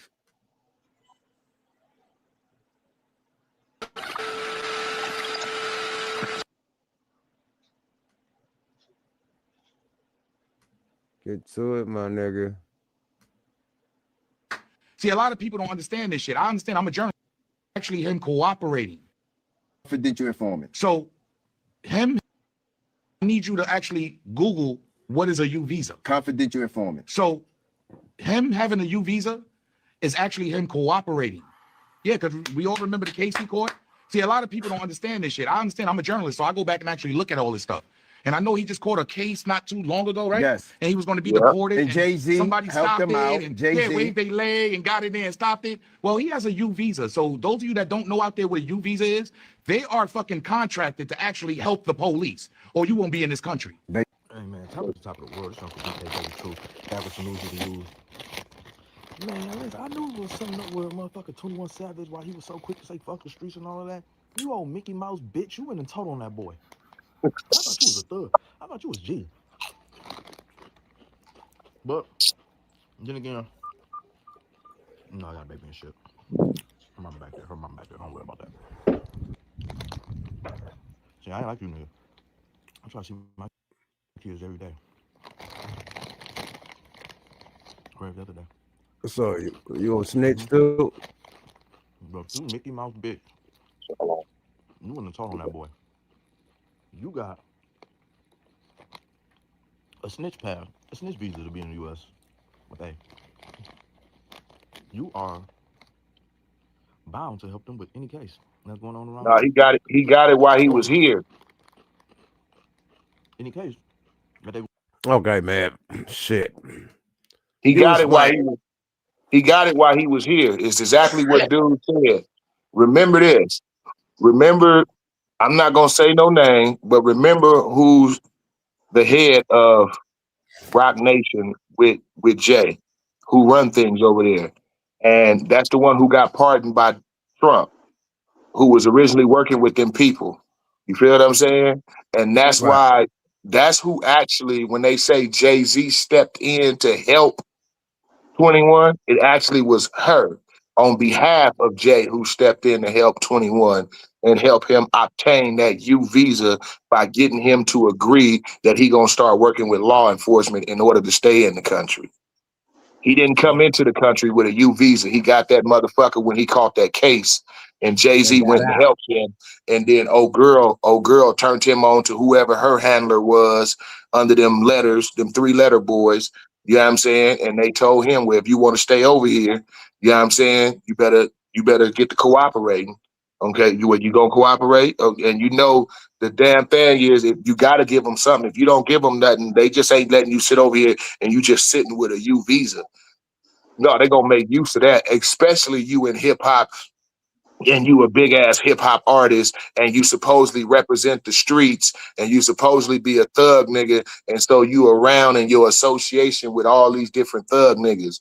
You feel what I'm saying? So I wouldn't be surprised if this nigga You know what I'm saying? Like the nigga who got my homeboys who was from my hood, that nigga had a wire in the Apple Watch. That's how they do it now. They don't make motherfuckers wear actual wire. They have the ability to tap your cell phone watch, where they use that as a listening device.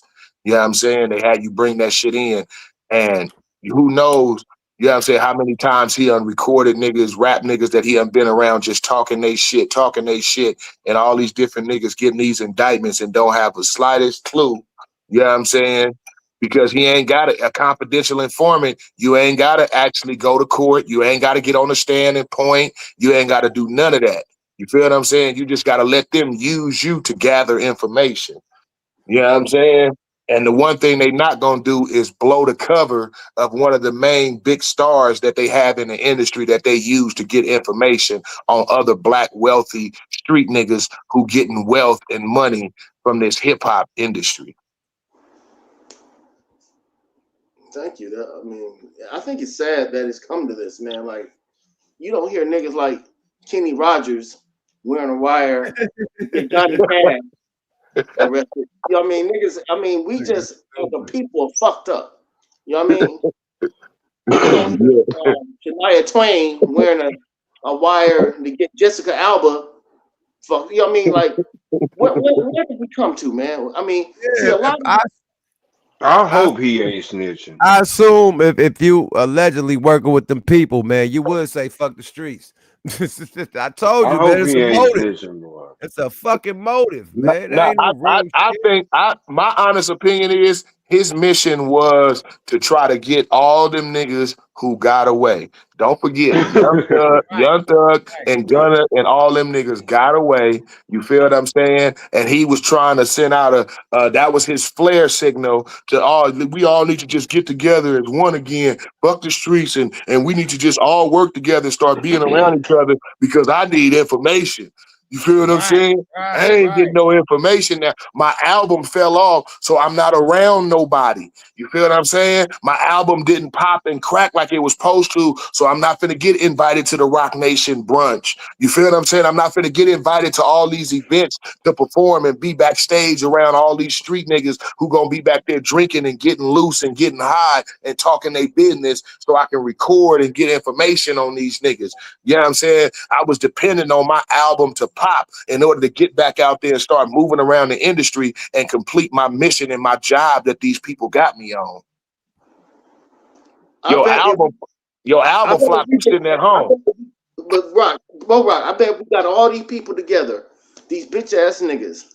I bet we will find out that they're the offspring of ain't shit bitch. This all starts with ain't shit bitches. Let them know, Gooch. Let them know. He said it starts at home. She got 6 sons named Jason, right? So I asked the bitch, how you distinguish them? She said, I call them by their last name. All ain't shit bitches. Oh, right. Ain't shit niggas. He said she had 5 kids and they all 8 years old. So that's where these people are coming from, man. So they got 5 kids, they all 8 years old. Yeah, nasty helper. So yeah, man. They got him out here rapping. Got him out here rapping and playing basketball.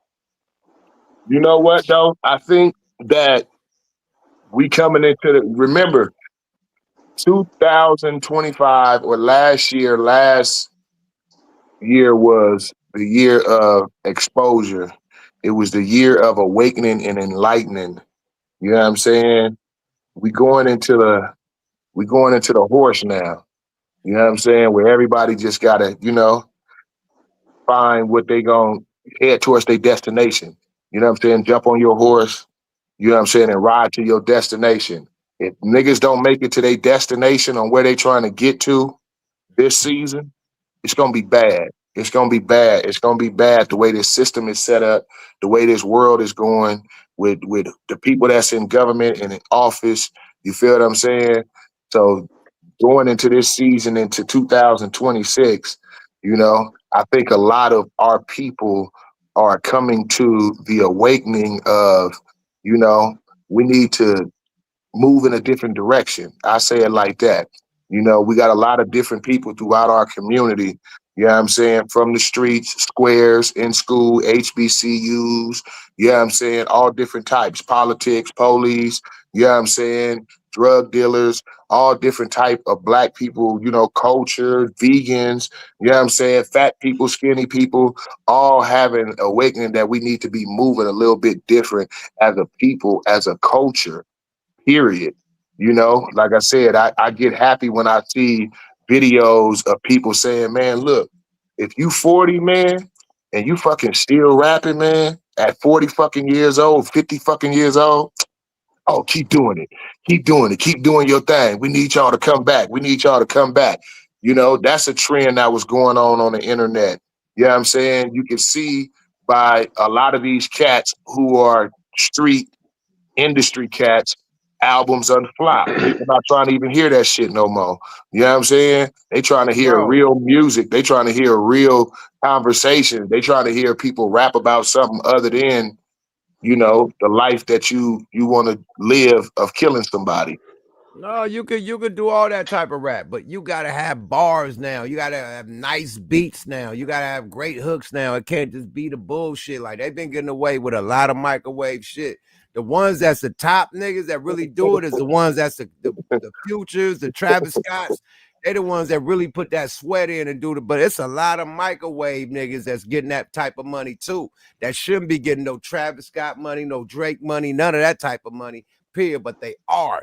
And just because they're affiliated with these niggas. Lil Uzi Vert, he a big dog too, but it ain't too many Uzi Verts and no Travs. They the big rock stars of this shit. The other nigga, Cardi, what's the name? Party, Rockstar Rock, what the nigga name? Cardi, Playboy Cardi. Playboy Cardi. Big shit. You know what I mean? Yeah, They are I rock don't mess. stars in this shit. You know Yeah, what I mean? I don't mess with none of them dudes. That get that same action because they're affiliated with these niggas and they But not on that why action. is it? But the question is, why is them niggas getting the action?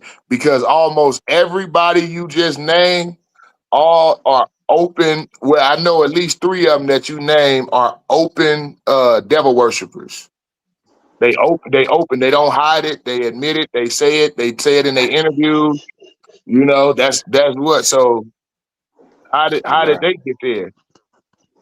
You said it. Hey, a lot of niggas sell they soul, buddy. You said it, man. Let's get my nigga Killer, man. We need Killer in this motherfucker, Well, man. why that shit wind up don't working, goddamn it. Killer, what's up with it, baby? Happy New Year, my nigga. What's up, family? Killer, Happy New Year, Merry Christmas, and Thanksgiving too. You look like you still drunk from the New Year, partner. He don't drink man, no more. I'm having a great New Year, man. I got some Christmas presents this year. Oh, they fuck with you this year? Now remember the other year you didn't get shit. Nothing. You bought everybody something. They didn't buy you shit. I remember. I got a gift card. I got $120. That's right, man. Was that a Robux? What was them shits that you could play on a video game? It was just all my little gifts added up to $120, and I got a $50 DoorDash gift card. Killer, what's going on? This is Luke, man. I got a question for you. Are you in Big Bear? Where the fuck are you? Huh?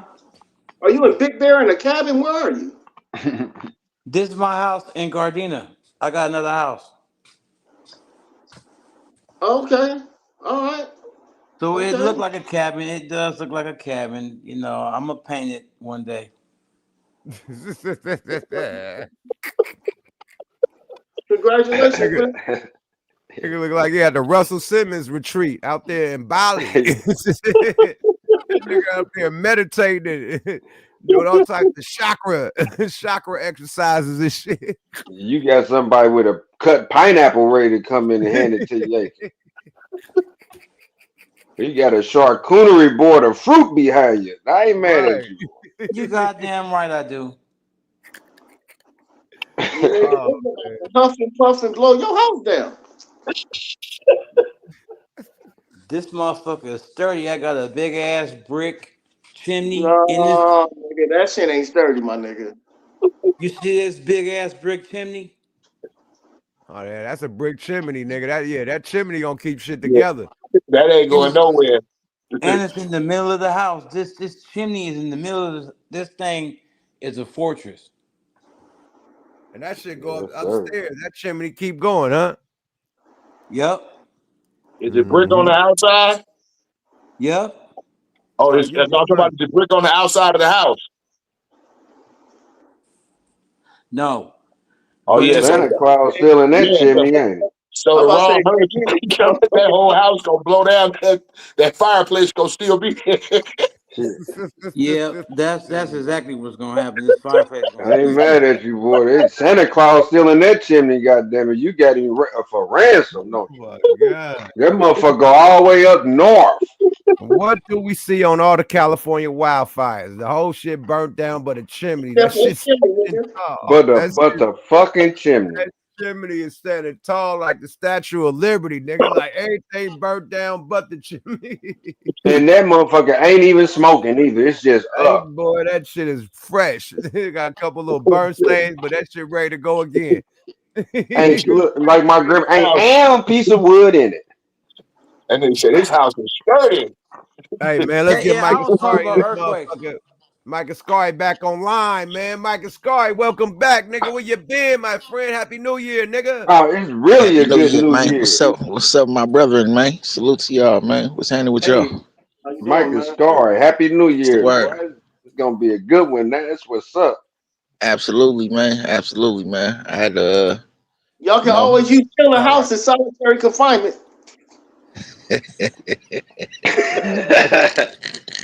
This nigga. Glad to see you back on the scene, baby. man, if it's a will, it's a way, man. You feel me? Facts. Hey, but I do want to say this though, man. You know what I mean? Talk about Foremost, that visa, that 21 Savage shit. You know about that visa? hey, bro, most shit that them terminologies that y'all use out there on the social media, bro, we never hear that shit on the yard, bro. We don't, man. Like we, I mean, it's a whole different world, man. Like it's either you telling or you not. It we ain't about to, ain't no cut to it or nothing. Nigga. If you work with them, nigga, or you're not working with them, it's either you standing up, nigga, or you sitting down. It's the Exactly. bottom line to it. There ain't no other way to it. None of that shit. You know what I'm saying? It's either your paper check out or don't. You know what I mean? Um, I was saying earlier. You know what I mean? You know, we all come from the street, but we know that the streets consist of gang goofy ass niggas too. You know what I'm saying? You know, we can't lose that fact. So just because niggas is from the street don't make them official. You know what I'm saying? Some of these motherfuckers being cut, some of these motherfuckers being tainted. You know what I'm saying? They was just waiting on the opportunity, man, to show their true colors. You know what I mean? And you know, when the most of the official niggas either start dying off or getting locked up, somebody had to fill that void. So this would have we. You know what I mean? You know, the bottom line is, you know, back in the 80s and the 90s, you know, niggas used to probably maybe get 5 to 10 years for busting a nigga head. Nowadays, you getting life plus, you getting Golden State highlight rim numbers, man. You know what I'm saying? For shit now. That changed the game. Niggas ain't, even the realest nigga ain't, I mean, you know, all the time I got shit. You know what I mean? Niggas ain't trying to do this type of time, man. You know what I'm saying? That changed that changed the accountability because in them days, you know, for a lot of shit niggas doing nowadays, niggas somebody would have went upside your head. Nowadays, niggas are less reluctant because they ain't trying to do the time. That's just the bottom line. You know what I mean? Niggas will talk about it all day. You know what I'm saying? But nigga, it ain't wholesale. Niggas used to volunteer to go put in some work. Niggas ain't doing that no more. You know what I'm saying? So now niggas do what they feel like they can get away with. This is what have you when the accountability goes out the window. This what have you. The shit that we talking about. Keeping it real. Too, when keeping it real goes wrong. And that's what I was And I mean, saying too. realness is based on consistency, man. And You know what I'm that's what I was saying? You saying know, about. That's what I was saying about the you situation with Wack and Big U now. You know what I'm saying? Niggas getting on the internet, dry snitching, getting niggas indictments, and niggas still consider niggas like that solid. Nigga, you not no solid nigga getting on telling about no nigga crime, no nigga nothing, no nigga business that get a nigga indicted by the fucking police and get his house raided and get a nigga locked the fuck up facing charges. You know what I'm saying? And niggas is still considering these niggas solid and street niggas and all this old shit and running around like these niggas is factors in the motherfucking game. You know what I'm saying? That shit is boo-boo. That shit is boo-boo. Dry snitching or snitching, nigga. You know what I'm saying? If a nigga can get on the internet and tell on a nigga and get a nigga indicted, nigga, and still run around the motherfucking streets and have niggas in the industry or in the streets respect him. You know what I'm saying? Because he got niggas around him. He got little blood niggas that he can call that little street niggas and all that shit. Them niggas is boo-boo too. You know what I'm saying? I don't care if they listen. I'm saying it. Them niggas is boo-boo too. You know what I'm saying? If you know niggas get down on some boo-boo shit like that and you still fuck with niggas like that, a nigga still associate, call niggas or think or shake niggas like that hand. Nigga can't even shake me. Nigga like that can't even shake my motherfucking hand. Nigga stick his hand out of me. I look at a nigga like he a goddamn fool, like he got shit on his fucking hand. You feel what I'm saying? To let a nigga know, nigga, I don't fuck with your kind, nigga. That weirdo shit. Too much weirdo shit is accepted nowadays. You know what I'm saying? And niggas, you know what I'm saying? And that he's saying true facts. A lot of times it's because there is no accountability no more. Niggas is able to get away with stuff because niggas don't want to get stressed out and do them Buck Rogers numbers. You know what I'm saying? So a lot of niggas just say, you know, where it ain't my business. You know what I'm saying? Well, it ain't happening in my neighborhood, where it ain't happening in my city. It ain't affected my homeboys. You know what I'm saying? So long as it ain't affected my hood or my homeboys, I don't give a fuck what a nigga do. No, fuck all that shit. You know what I'm saying? Niggas is supposed to be solid niggas, whether it affected their hood, whether they in their hood, whether they out their hood. If you a solid nigga, that's supposed to be your life 100% of the time. Well, you know, that's when they make money, they OG. Nowadays, money is the new OG because it was a different status. When you know what I mean? When you had to have it. We gave you more respect. Then we looked at your money. You had to have balls to be in the streets to do that shit. Just like I said earlier, and I know he's not saying nothing wrong, but he just saying it out of way. You get out the streets. You know what I mean? That's it. That's just it. You get in the music or you get in the hoop or whatever. Get out the streets. Get your niggas out the streets. You don't keep bringing them motherfuckers in. I just keep saying that. That's it. Y'all threw the alley-oop, man. Y'all was talking about Whack 100. Remember, ADINN Ross called Whack 100. You know, to holler at Glass Malone. This is Glass Malone response to, you know, ADINN Ross calling Whack 100. Let's get to the content. Let's go. WTF Weekly. Let's get it. All right. But not this time around. Whack 100 cannot save you, ADINN Ross. Glasses Malone is officially on bad timing. If you guys missed the video yesterday, please make sure you guys go check it out. A couple days ago, ADINN Ross was very disrespectful towards Doechii. Glasses Malone then stepped in to defend Doechii, and in return, ADINN called Whack 100 to defend him. On stream, so don't say anything crazy. But listen, What up, Nash? yo, this dude named Glasses LOC and Trap Bradshaw, they're threatening me. Glasses? Oh, no, I know them dudes, bro. Trap ain't nobody. Don't pay him no attention. Glasses, that's family. Okay, well, can you call Glass and let him know to tee up and get off my PP? I'm gonna hit him. That's family. That's Glass and Malone. Oh, okay, all right. Trap is just clout chasing. Like I follow. Don't pay him no mind. You need to mention his name. Glasses Malone is who he is. I'll call nephew right now. All right, Whack. Thanks, bro. Now, today on this podcast lunch hour, please make sure you guys go check it out. Glasses Malone responded to ADINN Ross calling Whack 100 on him. Here's what he said. The next step is to call Whack, because you think Whack, that's your man. Whack is not going to stop me from doing what I want to do. That's just not the relationship. He's not. He know I'm going to move on whatever I'm supposed to move on the right way. So he can talk to me. It makes sense. He's not going to stop me. Nobody on the West, not Whack, not Big U, not Top Dog. Nobody is going to stop me from doing what I'm supposed to do because they know I'm doing the right things. So he could say, hey, G, man, I don't know. This could get you in trouble. The difference with me and most of the people, I got no reason to, I don't give a fuck. Like, even in his fucking thing, he like, you know, I'm just gonna call the police. Police come after crimes, man. So when I slap you up and I do something to you, they coming after. What in the fuck make you think if I'm saying this on this fucking camera, I'm running? I'll be right there when they show up. I done been to jail for selling drugs, punching on shit, all kind of shit. And I was just fine in there. You think I'm not gonna go to jail proud that I slapped your stupid ass in the face because you keep calling this black lady on this motherfucking thing in front of the public? What? Where? I don't give a which one of these people you think you cool with. I don't give a fuck if you cool with the president. You're not cool.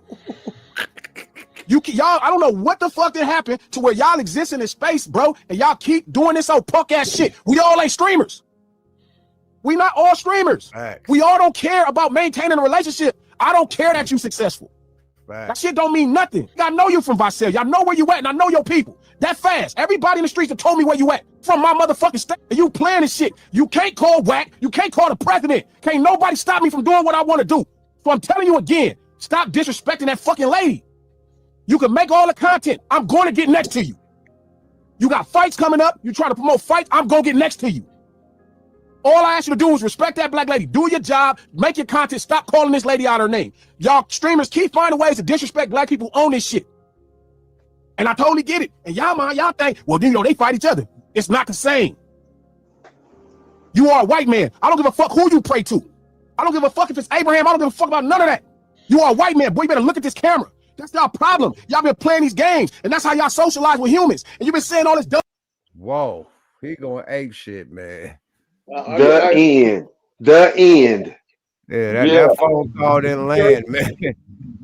I find it very disturbing. I find it disturbing that ADINN Ross called whack a black man on a black man. Me too. Right. Well, you know, that's always been their thing. That's what they call, that's what they had house niggas and field niggas. That's what Samuel Jackson, remember Samuel Jackson in the Django? You know what I'm saying?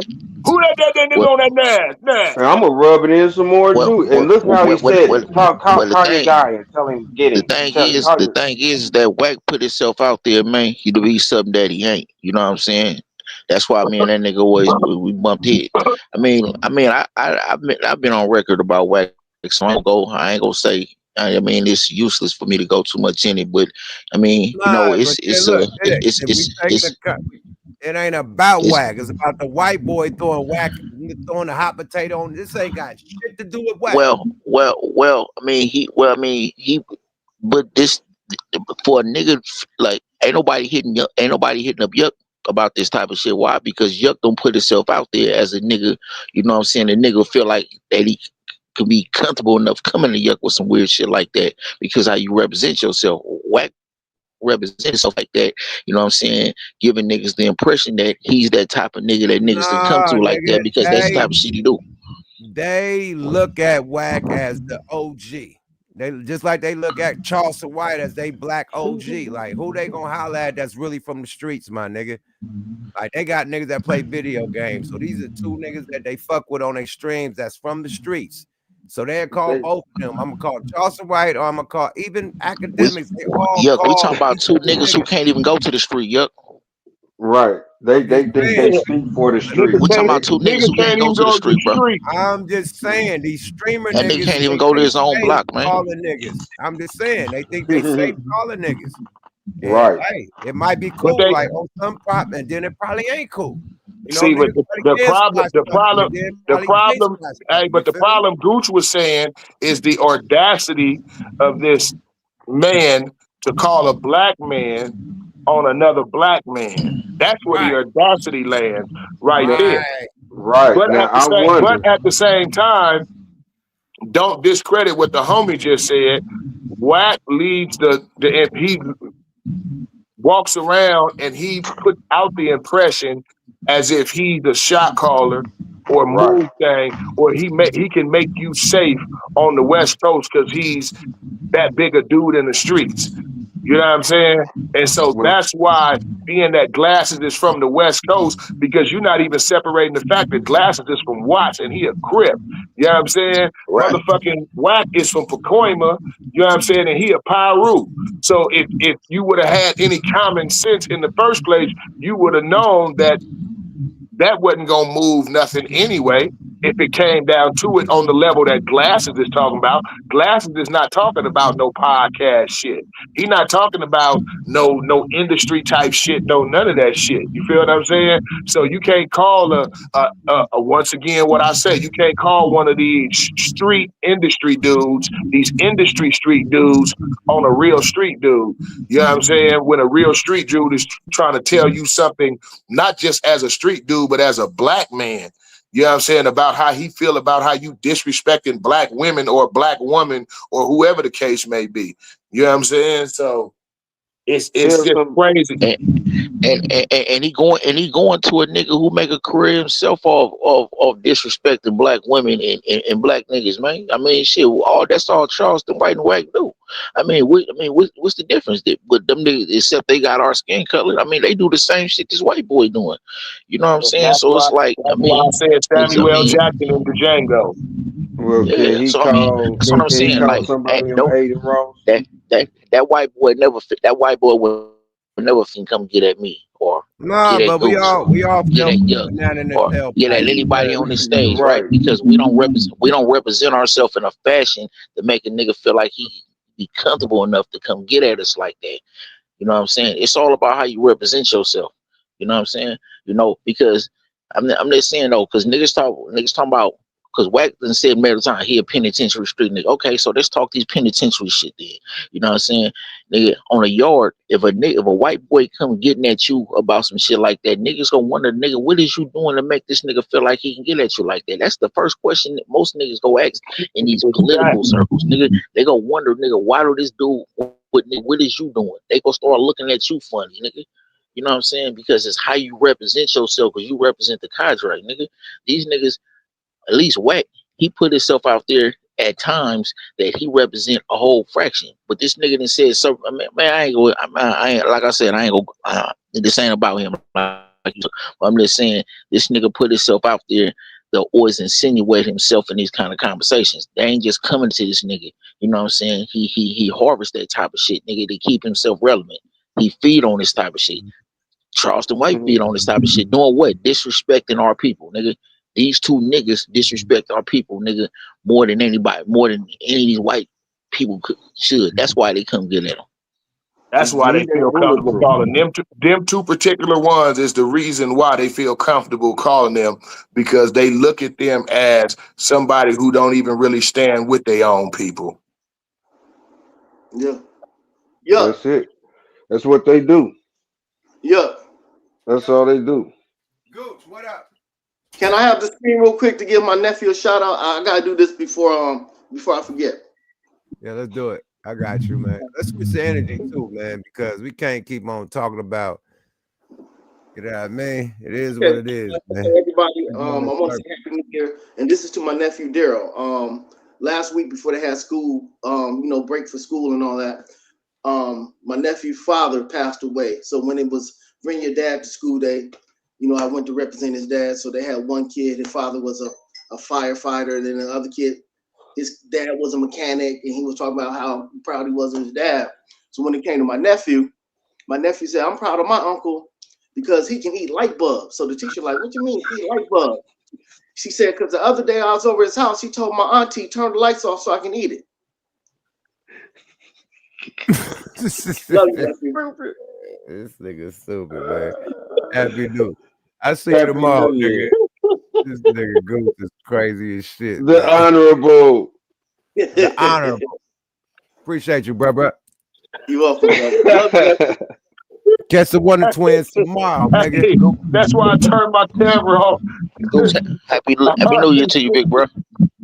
Happy New Year to you. This nigga Gooch is a fucking animal, man. Leave that man alone, man. That nigga's that panda. Panda, panda. Brought to you by the great, the honorable. Hey, man. But on another note, before we get out of here, man, to change the subject, I'm about to go to Soulja Boy.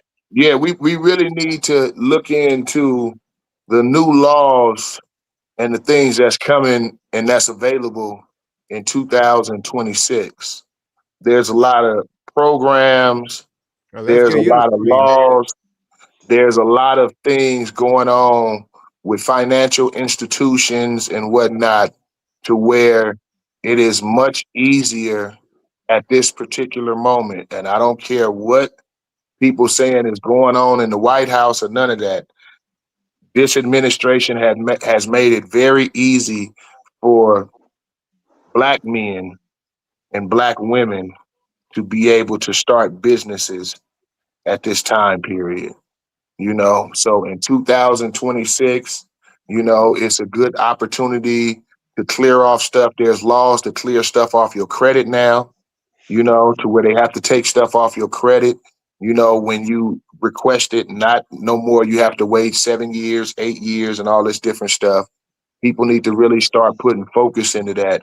You know, having your credit correct is very, very important for real life, you know, having your credit score up. So people really need to focus on that because there's a lot of programs and opportunities right now that can clear up your credit and help you get small business loans, home loans as well. You know, my boy E is in the real estate market, black real estate dude, and he said now is a good time, you know what I'm saying, for black families, you know what I'm saying, and even single black people, you know, go grab you a condo or something. You don't got to go grab a house, but grab you a piece of property right now is a good time to do that, you know, because the opportunities is there, you know, and we don't know when them opportunities is going to disappear, you know, and when these things come about, you don't hear a lot about it. You know, you hear a lot of chit chatter about the bullshit in our community and all on these social media platforms.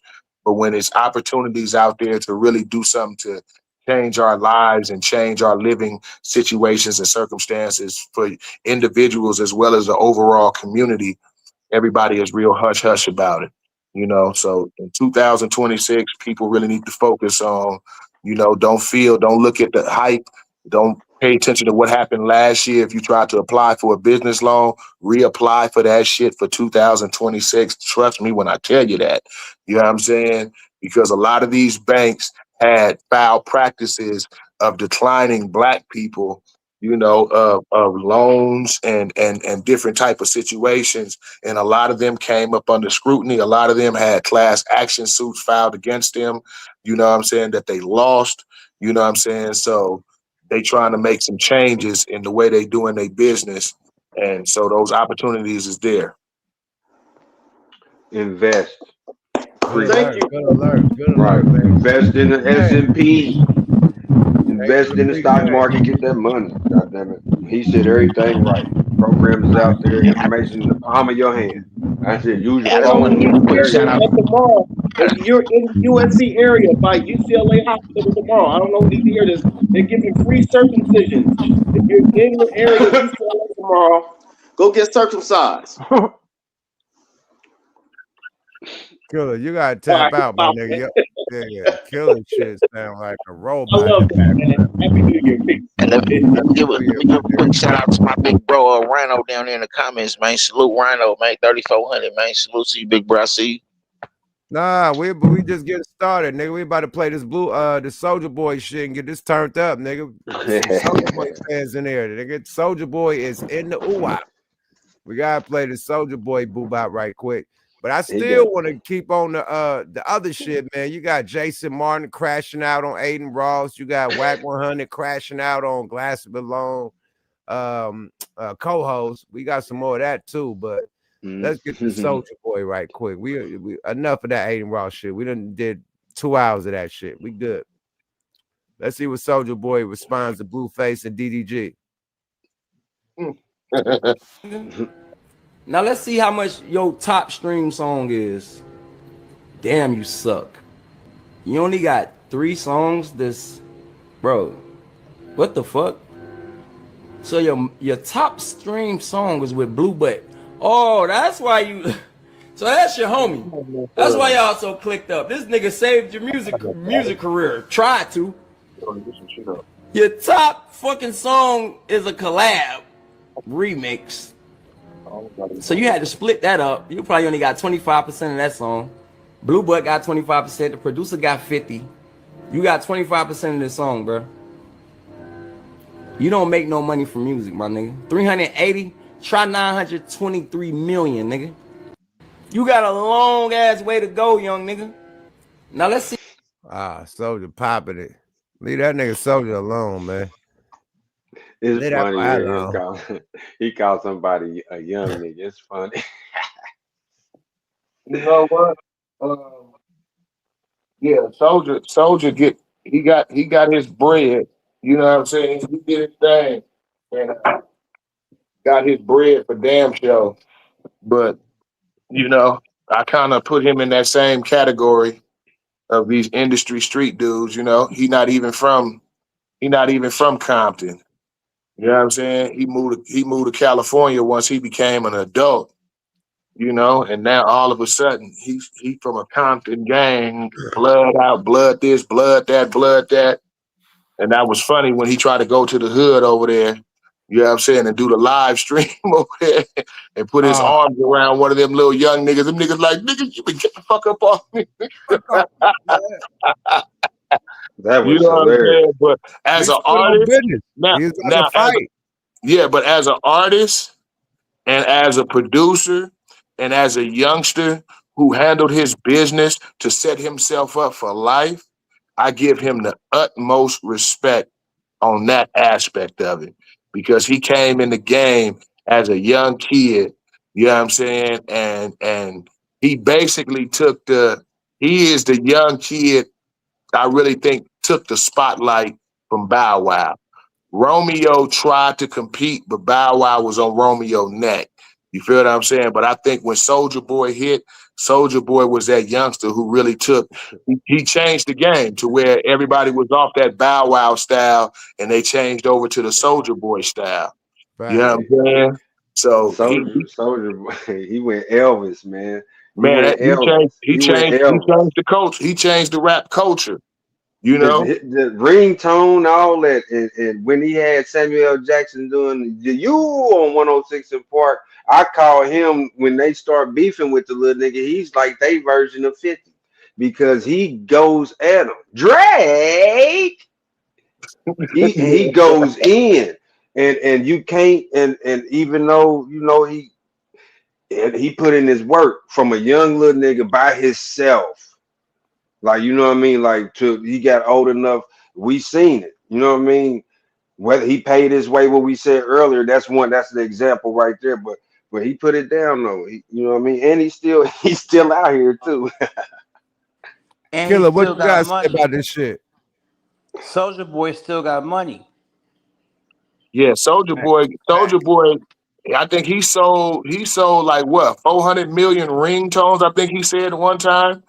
You know? You just said 963. Let me No, let that's y'all know. Lowrider. No, that's on his streams. I'm talking about his ringtone. When niggas was getting 99 cent a ringtone download. Yeah, he beat their ass on that. He But killed look, him. keep this. He also 100%er. That's why he was talking about, oh, you only got 25% on that song. Because he produced SOULJA Boy Tell Him and he rapped. He the only nigga on it. So 100% goes to him. Everything. And that nigga selling song, nigga. So he's 100%er like Kanye. Kanye 100%er too. He make the beat and rap. Yeah, he got software he ain't shit a too. full 100%er because niggas write his rhymes. But other than that, if he wrote his rhymes, he'd be a full fucking 100%er. Straight up. That means you get all the publishing. DJ Quick is 100%er. Write his rhymes and get all the motherfucking publishing. Beats, production, everything. Yeah, the whole shit. That's a real 100%er. DJ Quick. Without no extra, no cut on it. You know what I mean? No cut. Oh, that's out there. None. That's right there. And he got his own software. He got everything. So SOULJA Boy he's hands on with everything with his shit. That's what I salute to him about. That's why I said he handled his business for real. You know what I mean? Like, and shit, and all the silly shit he do, he's still maintaining his shit. He ain't lost nothing. And whatever he lost, it ain't nothing because he got forever money. And that's what's up. That's what's up. I think Pharrell is 100%er. I don't picture nobody writing them weird ass rhymes. He write. What? Pharrell gotta be 100%er. You know the clips might edit something. Nobody write that shit but him. Stop playing. He's a definite. He be sending niggas beats with hooks on it already.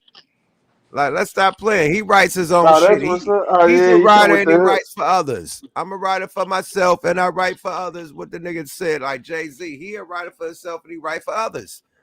Hey, 100%er. Hey, for real, old school with it. Shout out to them niggas. He comes. He see you to be with the hook already. Already, nigga. Beautiful. Uh-oh.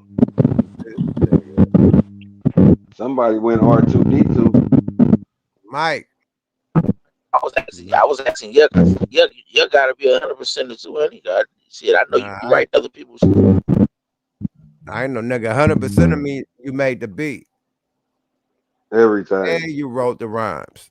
You know what I mean? So it's a 100% to split the song. 50 for the people that's on the shit rapping and 50 for the producer. So if you produce it and you rapped on it, that you 100%er. You get it? Yeah, so them 100%ers got a lot more money than the average, just regular rap nigga. That's why Pimp C, he was always talking about, you know, he dropped the beat, he wanted his bread because he rapped and he did the beat. Pimp C, what beat Pimp C do? Break him off. Oh, Pimp back C in the day? Yeah, back in the day. He did his album too, you know what I mean? The Sweet, my shit too.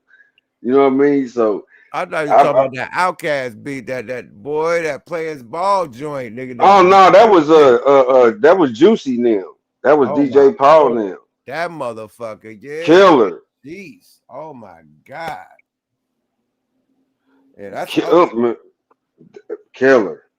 You know them boys, boy. Them boys down the middle, they got some hard ass beats, Chuck. Oh well. They some nice shit. I think J. Cole is 100%er. He makes his own beats and rap on them. J. Cole's 100%er. Oh yeah, he make beats. J. Cole make all his beats, nigga, like a lot of his beats. A lot of J. Cole rap on his own shit as of lately. I don't know about the ones that blew him up, but the ones as of lately, the last few albums, J. Cole been making his own beats. He 100%er. Yeah, J. Cole 100%er. Yeah. Man, I mean, shit, it's there now. That's what Bo was talking about, and that's what I said. It's there. You can do right there. You know what I mean? So the middleman is cut out, but you can still be the middleman too. Nah, Travis Scott co-produced with Mike Dean, my nigga. It's a difference. Chris Brown. Do Chris Brown do the beats? I don't know if Chris Brown do the beats. No. Yeah, they say Problem 100%er definitely. He do the beats and rap. Facts. Yeah. Chief Keef, I think he did the beat on one of the motherfuckers. Alchemist, definitely. Keep the sneak shit. He make a lot of beats. I seen that nigga make beats from scratch. Dr. Dre, they say 100% right for Dre. Nah, Dre don't write his raps. Yeah, Dre ain't 100%er.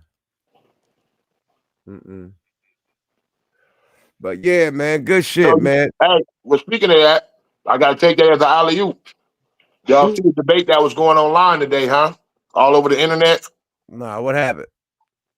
They were talking about Dr. Dre, a producer.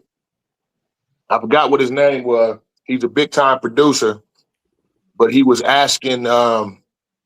He basically put it out there like Dre is a good orchestrator, but nobody's ever seen Dr. Dre make a beat. There's no footage of Dr. Dre, you know what I'm saying, ever working an MPC or playing keyboards. You know, I've never heard no, you know, all I've ever heard is other people come in and, you know, play on his stuff. So, man, that sent the internet in a fucking frenzy. I'm talking about damn near every artist that ever worked with Dre, every producer from Scott Storch to Mailman to everybody, all of them chimed in. You had all type of big celebrities who had been in the studio with Dre was like, dude, you tripping. You know what I'm saying? Like Dr. Dre is that nigga up in there. When you step up in the studio with him, only thing you can do is learn. There is nobody who can step in the studio and that's bigger than Dre at what he do. You know, so that was the big thing that was going on all day today, where that debate was going on, and it went super viral. Super viral. Everybody, like I said, everybody chimed in on it. I forget the producer name, You know, but he made that little stupid ass comment. He might not never get an artist to get a beat from him again, because I don't even think if Dre had footage, if it is out of respect for Dre, you know what I mean, people wouldn't even put it out. That's an honor to be in the studio with him, but to watch him do it, I don't, you know what I mean, like, yeah, Ice why Cube, would he There's not, footage. man, There's that's footage. retarded. There's footage. No, nigga. There's footage with them doing Boys in the Hood in the Come on, man. studio, yelling, Dre, putting the beats and scratches and shit in the beat, live on the shit. It's footage out there, my nigga. It's footage when this nigga was doing a DJ shit, you know what I mean, just at the club. This footage of this nigga actually doing his Real work, footage. my nigga. Footage behind the scenes on the Chronic when they in the studio and he putting this shit together. So let's stop playing, my nigga. Like it's a combination of everything, but that man had that ear and he said, let's do this, and the third. Like Bo Rock, did we see Quincy Jones play any instruments? Wasn't he like the dude that just put everything together, or he actually played some instruments? Quincy Jones was actually a music. Quincy Jones wrote music. He wrote music. He wrote the He lyrics, directed right? orchestra. Like, no, he didn't just write. He didn't just write lyrics. He wrote the music that an instrument player reads off a music sheet. Okay, he wrote so scores. He wrote the he's actual music Yeah, notes that he he's wants you a to play. composer. He's a Right. composer. So not only do he know how to write the music, Quincy Jones know how to play every instrument. Quincy Jones came from jazz. So Quincy Jones knew how to play every instrument. And don't forget, he wrote and produced Thriller album. You feel what I'm saying? He started the live band shit back in his early mid 70s, and all the disco, all this shit, the wah-wahs we using in the beats, we used to use in the beats, and was Quincy Somebody Jones. said Michael Jackson said he don't know what Quincy does. Just come out with it. Yeah. But we see Quincy just controlling the whole "We Are the World" shit. Quincy was telling them niggas how to sing. He was putting all the he was behind the scenes doing every fucking thing, and we seen it live how Quincy got down on that whole shit. So I watched his interview, not to cut you off, Yuck. When he did Secret Garden, he specifically picked those singers. It was he said I picked Elder Bart. Everybody that was on the album, he had a song for them, not for like he called them up. That's why the album was like it was. So he was very meticulous with his shit. You know what I mean? As far as beat making and stuff like that. And I think I'm just saying this myself. I think that's probably where Dre got that from. You know what I mean? Just not from Quincy Jones, but just having an ear for music. Because when you making a beat, you damn near like you in the zone. You don't even care who in there. Man, listen, Dr. Dre produced Michelle A's entire first album. He produced the DOC's entire first album. Facts. He produced Eazy-E's entire solo album. You feel what I'm saying? Like, don't forget the World Class Wrecking Crew too. Yeah, World Class Wrecking Crew. You know, I mean, for real. Like the person who even said that was just the biggest dummy in the damn world. Period. Now, I think 187 is about to, and people can say what they want, but he about the closest dude to Dre as far as making the beat like how they do. Like that I'm just saying that. And Laylaw too. Laylaw. Yeah. I'm talking about the whole camp. I'm talking 187. You know hey man, with some scratching from Yella. You know, it's a combination piece of my nigga. Teamwork make the dream work. Like niggas don't know that the DJ was the niggas that made the beats back in the day. That's why it's motherfucking Eric B and Rakim. It's not Rakim and Eric B. You feel me? It's Jazzy Jeff and the Fresh Prince. It ain't the Fresh Prince and Jazzy Jeff because the DJ made the beat also, my nigga. Dre was a DJ, my nigga, so he made they beats also, nigga. Period. Right? Yeah, that's what's up. Come That's on, what it man. was. That's I don't think like and it motherfuckers made beats with Dre, and yeah, Dre probably came in and did what he did, you know what I mean? But you can't take nothing from him, you know what I'm saying? And also other motherfuckers got on the map from him too, like Scott Storch, you know what I mean? Daz in the motherfucking whole stratosphere by himself, you know what I mean? Shit. Daz so motherfucking good, you couldn't even tell a Dre beat from Daz beat. And that's where I give kudos to him because everybody thought Dre did Tupac. No, Daz did. Daz and Quick did Tupac. All eyes on me. And a couple other motherfuckers, but Daz had people thinking Dre did most of that shit. You know what I mean? That's how good Dre was, and that's how influential he was too. The Daz, where you can come out the Dog Pound album. Everybody thought that was Dre. No, Daz Dillinger. You know what Who I'm did saying? nigga? What didn't Dr. Dre do California Love though? I know that for sure. Or either Yeah, no, yeah. Laylaw did the remix, right? Yeah. So he had You some know what? production on that motherfucker. He Because also I he heard also California. Hold on, I heard California Love when it just was all Dr. Dre and my nigga Jay Flex wrote the. I heard it when Dr. Dre wasn't even on it. When my nigga Jay Flex wrote all 3 verses. And then I heard it again with Dr. Dre on it because I was with Laylaw on them because they was doing they up under that same camp. Dr. Dre did You Can't See Me too. The song Let You me Can't ask you See what Me I on heard, Pac's yo. album. Let me ask you what Dr. some. Dre did that one too. Yeah, he did. So- He originally did it for Ice Cube. There was a version with Ice Cube. It was supposed to be on a Helter Skelter album. Remember that Dre and Cube was doing? Right. And that album didn't end up happening. So he ended up giving You Can't See Me to Pac. But I heard the original version. Laylaw brought in Roger, didn't he? That's where Roger came in through Laylaw now, right? What on the remix? On the remix on California Love. Oh, absolutely. Yeah, I'm not. That was a Dr. Dre song by itself, man. Period. Mm-hmm. That wasn't for nigga. That was for Dre. Pac got out and they gave that shit to Pac. That was a Dre album. That was a Dre song, nigga. Period. That was for Dre album. The only songs that Dr. Dre did on Tupac was the song that Dr. Dre had already recorded for somebody else. That's why Pac dissed him and said Dr. Dre didn't do nothing fresh for him. You know what I'm saying? Because by the time Pac got there, Dr. Dre was actually already finna leave out the damn door.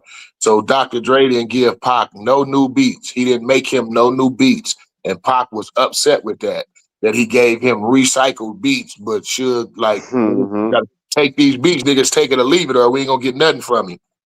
That's what that Toss It Up was about. Yeah. Yeah, man. Boy, let's imagine if it wasn't no drama. If Dre stayed there and Pac stayed there. If Suge never went to jail, Pac never died, Big never died. Like, oh my Lord, what shit would be right now? Like, I think hip hop is at a downfall, and the people that's really keeping it alive is the ones that's getting the Grammys and shit. You know what I mean? And then the reason back to this 21 Savage shit, why he's saying fuck the streets, because like you said, you named not just that nigga album, but a slew of them niggas albums from Atlanta that just failed. And that's why I said I think it's just an Atlanta thing. It ain't even, and it's not all of Atlanta, because it's like I said, it's some Atlanta motherfuckers is eating Belly Gang, whoever, you know what I mean, just to name one. Street shit.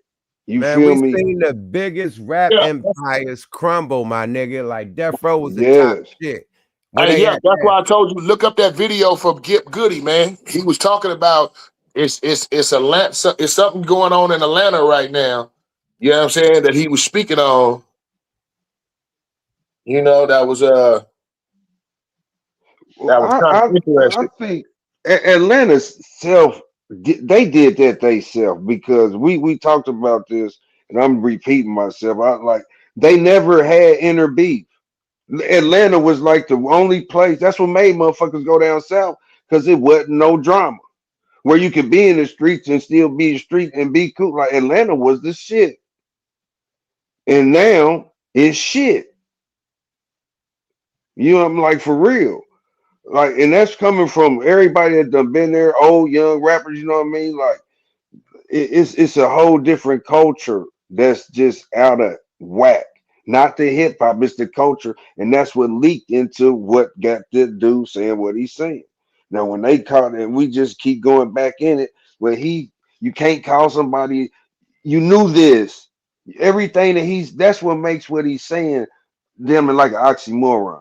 Like both, like everybody's right on both sides, and that's what kind of debate that he's bringing because I don't. That's why I say I don't even think he knew what he was saying.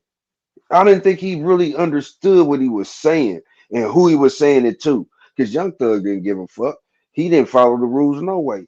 He didn't have to snitch. He didn't have to do what his lawyers told him, and he did anyway. Now you mad at everybody. So that's the context where me and Yuck them and everybody else is talking about. And on the flip side, yeah, niggas say fuck the streets, but don't say fuck the streets. And you make rappers mad. Like Yuck, meet other rappers that been in the streets, you both that really been and embraced it, and then had enough to say like, shit, yeah, we saying that, but it's still in our heart.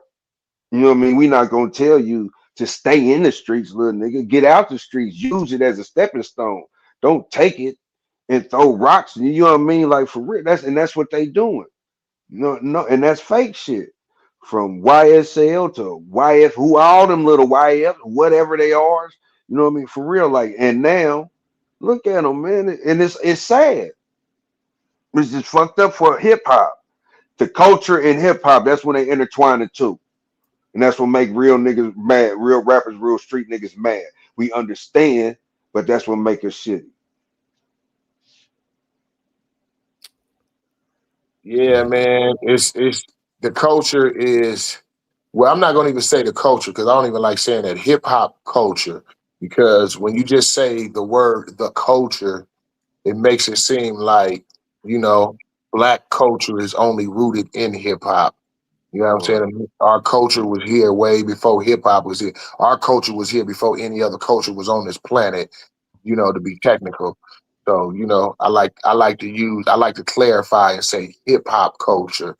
Hip hop culture is taking a dramatic turn, and the powers that be is seeing that it's taking a dramatic turn. And so therefore they're trying to take the money out of hip hop. You know what I'm saying? That's what's going on right now. You know what I'm saying? It's not just the people are not interested in it because you can make anybody interested in it if you want to. We had this conversation some weeks ago about how playing songs repetitiously on the radio, even if you don't like the song when you first hear it, it's been scientifically proven if you hear that song over and over and over and over again, you will grow to like that song, subconsciously, And so this is where payola comes in at. This is where bots come in for the streams and all that stuff. But when you have the powers that be taking the money out of hip hop, you know what I'm saying? Because they feel that hip hop is going not in the trajectory that they want it to go anymore, where they've been having it going for the last 10 years. They also feel that we don't want, we don't really want to make no more Diddies. We don't really want to make no more Jay-Z's and things of that nature. We want to slow that down as well, so you see a lot of the big stars, A-list stars in the Black community, you see them and they're, what do you call them? Their stylist is styling them more towards country western. You see a lot of Black artists, hip hop, actors and whatnot wearing these western hats now and wearing the cowboy hats. They got a big documentary called Black Cowboy that's online right now. I think it's on Netflix or Amazon Prime, and it's like it's like as if they're trying to sway the Black hip hop culture into standing behind country western music. You know what I'm saying? It's like they're trying to put it on the back burner, and it's by design. You know what I'm saying? It's by design to have Beyonce, push her way into country music, to have Chabuski come up and win country music artist of the year at the Grammys. you know what I'm saying, Jelly Roll, you know what I'm saying, who surrounds himself with black people and whatnot. You know what I'm saying? There's this whole transition going on to really stifle the movement of hip hop because we've been too braggadocious. We've been too I'm gonna say this. braggadocious. You you Every you you interview, on to something. yeah, because every interview you see, you will see somebody that's big in hip hop saying how hip hop runs the world. You know, all these corporations use hip hop to market their products. You know, if it wasn't for hip hop, a lot of these brands wouldn't be what they are. You know, they wouldn't be making the money. A lot of these corporations and these big companies wouldn't be doing what they are. Who do they turn to? They don't turn to rock. When you turn on these commercials, these candy commercials and food commercials, they're not playing rock no more. They playing hip hop. Hip hop this. Hip hop is running things. Hip hop is running things. And I think the powers that be like, okay, we need to put a break on that. Well, that's Put why it- I said it's over for them because it's our era now. Like our age group and younger than us, all they know is hip hop. You know what I'm saying? I heard Ice-T say something what you said. Like now, I couldn't get a commercial. Now I'm hot. You know what I mean? Because they remember Ice-T from the movies, from him being cool, and now they like he said they can quote unquote take a chance. They know the old school, you know what I mean? They out of there. Like he Yeah, was, they thought he was reckless. He ain't. We know he ain't reckless. So man, to spin that Ice-T been on Law and Order for what, almost 15 years? You feel what 30 I'm saying? shit, 30, goddamn it. But Yeah. but but but to go Yeah, he back to been on what there you were way longer saying, than man, 15. like we done set the standard to where now that's what it is. And they're exactly right, because now if we set the tone, that's it. And then with the rappers turning to country music, I'm gonna just say this. They ain't getting no burnt music. They shit ain't getting bootleg country music. So how you gonna get them motherfucking guaranteed record sales and the streaming money that we and the other rappers in the industry that ain't getting? And so when they intertwine it together, you know what I mean, that hip hop and country music, that's what's gonna pop off. Big X the Plug did a whole album, you know what I mean, and it rap regular, you know what I mean, street. He's still a street rapper, but you know what I mean. He did that motherfucker shot off, you know, and he didn't promote it like but for them it's big, and you see a It's our lot of music. It's motherfuckers our doing music that. anyway. They took it from Yeah, us, so we created it anyway. So it should be ours anyway. You know what I'm saying? But that, uh, it shouldn't be whether it's hip hop or country because right. That's what I was just about to say. You're yeah, right, yeah. because Because it's all it's ours. gonna gain it's gonna gain exposure, because now what I took it as like they came to rap because they powers that be, and you know we remember drinking beer, we, you know what I'm saying, but now they was also riding down the street listening to Pac, and there's some of them country music motherfuckers singing that shit, listening to rappers singing country music, you know what I mean? So it's coming together. So I think it's damn near gonna be like the blues and jazz or some shit like that. Now, whether it be a mainstay and that's what it becomes, no, but let these rappers still fucking up as you know, whatever, or the genre ain't what it is, or rappers ain't coming out like how we think, or they just gonna have to depend on us OGs again. You know what I mean? Come back with them hard ass beats, them olds, because there's a lot of youngsters listening to old rappers, old school shit. You know what I mean? So that might be you might need a little joke, but it's I think good I to think have hip hop do that. You I know what I think mean? hip hop Integrate. needs to go back. Hip hop needs to go back to relying on the fans. Hip hop artists now, you know what I'm saying? They eat by relying on corporations. They eat on relying on teaming up with brands and all these different things. That's how they eat and aligning themselves to get in these $1 million categories. You know, look at Cardi B. Cardi B hit 100 million, you know what I'm saying, before she even dropped the second album off one album, you know what I'm saying, that she dropped 10 years ago. You know, but because of all the brand identification, the alignments, you know what I'm saying, and opportunities that she had to increase her wealth, those doors was open, you know, and I think those are the doors that they trying to shut down. Those type of doors to where a lot of artists is gonna be lost because they no longer know how to even sell directly to their consumer. They don't know how to sell to their fans. They lost. Only thing they know how to do is upload to a streaming service. You know what I'm saying? A lot of artists thinking they take control of their careers, you know what I'm saying? Because, I can go through this distribution chain. I can go through CD Baby. I can go through one of these other ones, you know what I'm saying, and just upload my music to the streaming services, and all my shit gonna be all over the streaming platforms. That don't equate to record sales. And being on all those streaming platforms don't equate to dollars. Because you're right. It's evident based on the class action suit going on against Spotify right now. It don't matter how many streams you doing, even if you doing good by your numbers, you can be doing 50,000, 60,000 streams. But if you got somebody like Drake, Beyonce, Taylor Swift, and all of them topping the charts, they getting part of your royalty money. They getting part of your streaming money. It's going to them. So you're not going to get that anyway. So I think artists need to go back to learning how to sell records and sell their music to their actual fans and engage their fans more. I think that's what'll save the financial situation of hip hop, because that's what's in danger. Hip hop as an art form is not in danger, but the financial opportunities that hip hop have, they're trying to take those away. Bro, why are we talking right now? Breaking news, man. America just bombed the shit out of Venezuela. We up. It's up. War is going down as we speak. Hey, man, we ain't got no oil. That's it. And this is just, look, history repeats itself. It's just like Vietnam. It's just like Vietnam, man. They just bombed the shit out of Venezuela. Right now, we at war with Venezuela. Man, America just attacked Venezuela on their land, not on the water where you just get in the boats. They attack land, dropping bombs and all types of shit. Allegedly. They hit the land. And then it's alleged that whoever the president got not UAP, but is in custody or something.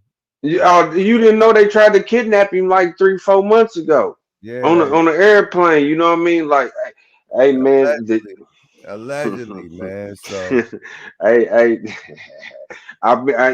follow the stock market, man. So the oil gonna be shooting up like a motherfucker. But that's just letting me know, and I'm telling y'all, man, like California oil gonna go up first. I'm electric, my G. I park my gas cars and we electric this shit out. We good. Hey man, California, man, they oh my goodness. That's why Cali closed them refineries, all 3 of them refineries. I knew it. So who exactly is aligned with Venezuela? Because in order nobody. In order for America to attack, they definitely not part of the G28 summit. They definitely nobody. They definitely not part of NATO. We've been trying to get them for the last 20-some years. And I'm telling you, they keep talking about our oil reserves and all that shit. It's gonna be economic shit, but no, their oil reserve. That's what. It's about oil. It ain't about man. Nothing else. And I'm saying our oil got to be low for us to go to Venezuela and get that shit. No. But nigga, wait. They dirty, man. They dirty. Hold up. America has one of the biggest oil reserves. America do not use American oil. We saving our oil for when everybody else run out of oil. We don't. That's why we. I'm That's gonna just ask you one question. Why in the world would we bomb Venezuela? What reason would we bomb it? Okay. For the oil, the same reason we went to Iraq. I just said that. America does not use its own oil. We still have a large oil reserve over here. You feel what I'm saying? We don't use our own oil. We go take other countries' oil. We take other oil. Yeah. We go take it because we don't have it. Look, when we had that shortage in 79, you know what I'm saying? That let motherfuckers know. Like they said then we had 30 years left. That was in 1979. And after that, they never talked about the oil reserve. They just say the number and a certain amount. You know what I'm saying? So in 79, that's when they stopped. That's when they stopped pumping American oil. That's when and they said we had 30 years left. That was in 79. We got a 30-year reserve. Well, yeah, Well, remember From this. 79, that was they said we stopped it. We got 30 years, we good. Okay, so remember So what's this. going on now? We're Remember now this. hold on, just let me land, then I'm gonna let The you earth go. produces oil. So the All oil day long. Oh, but some parts of America don't like that. So why did we go to Iraq? They said for oil. That's what Yuck just because said. we And because now we use other people's oil. The same model they use in business in America. You spend other people's money. You know what I'm saying? We take other people's oil and use other people's oil and let our so you oil making my reserves point. build up. You making my point. If our reserves was that high, we wouldn't even be going to get none. We've been trying to go to Venezuela for the last 25 to 30 years. Do you get what I'm saying? If you just Like you know what I mean? if you look at a recent speech from Donald Trump, recent speech from Donald Trump before he got elected, while he was running for president, I remember this speech exactly. He gave the exact number on how much our oil reserve is. We actually have more oil than a lot of countries around this planet. Okay, because why they haven't been pumping that oil since 1979? That oil reserve have been growing from that 30 years. That because oil, they the earth stopped. has They continued. wouldn't vote it. They wouldn't let them. You know what I mean? The last That's why. you That's we why he wanted. they That's why he wouldn't do wanted it. to start. He wanna frack and everything Yeah, else. So they exactly. won't Because let him do it. I He's know going to because Venezuela. we don't use our oil reserve. That's why they won't let Donald Trump frack because we have stopped. We ain't used our oil since 1979. We take everybody else's oil. I think we done ran out and we scurrying for oil and we buying oil like a motherfucker. I look at that shit like the barrel like a motherfucker. That's why you know what I mean. So Bro, let me him say going to something. bombing Venezuela, that's crazy, man. He is crazy. Let me It's tell you going something, down. man. Like you could Google and they would tell you who has the most oil in the world. Fucking America. They'd tell you like America has like one of the, I don't know if it's number Largest one, reserve. but we top That's what I'm 5. trying to tell this dude. I'm trying So to we No, explain that to I'm him. not. I'm not saying we don't. no, let me land. Let me finish. I've been talking like a motherfucker. That's why the boy Trump talking about drill, baby, drill, because we got the most oil out here, my nigga. Now you also right. We all right. You also right. All these wars allegedly has been started because of the oil. Allegedly. We don't know, but you know what I mean? Everybody thinking that when motherfuckers went out there, then went out here and oil. And now you go from, you know what I mean, the ships, you know what I mean, containing, you know, narcotics to now you're surrounding oil tankers. You see what the main mission was. Now they're bombing, enter the like, come on, man. You know what the mission is. I ain't gonna go into detail. We'll say that Right. shit for like, you know what I mean, the Patreon. We gotta get a That fucking Patreon. motherfucker. That motherfucker. And look, they hijacked the oil tanker, man. I thought that shit was Yeah, AI my nigga. because I Like, seen nah, that shit they on the don't give a real fuck news. about I said, your boats. They want the Nah, oil bro. tanker, nigga. Listen, they bro. want that. Oh.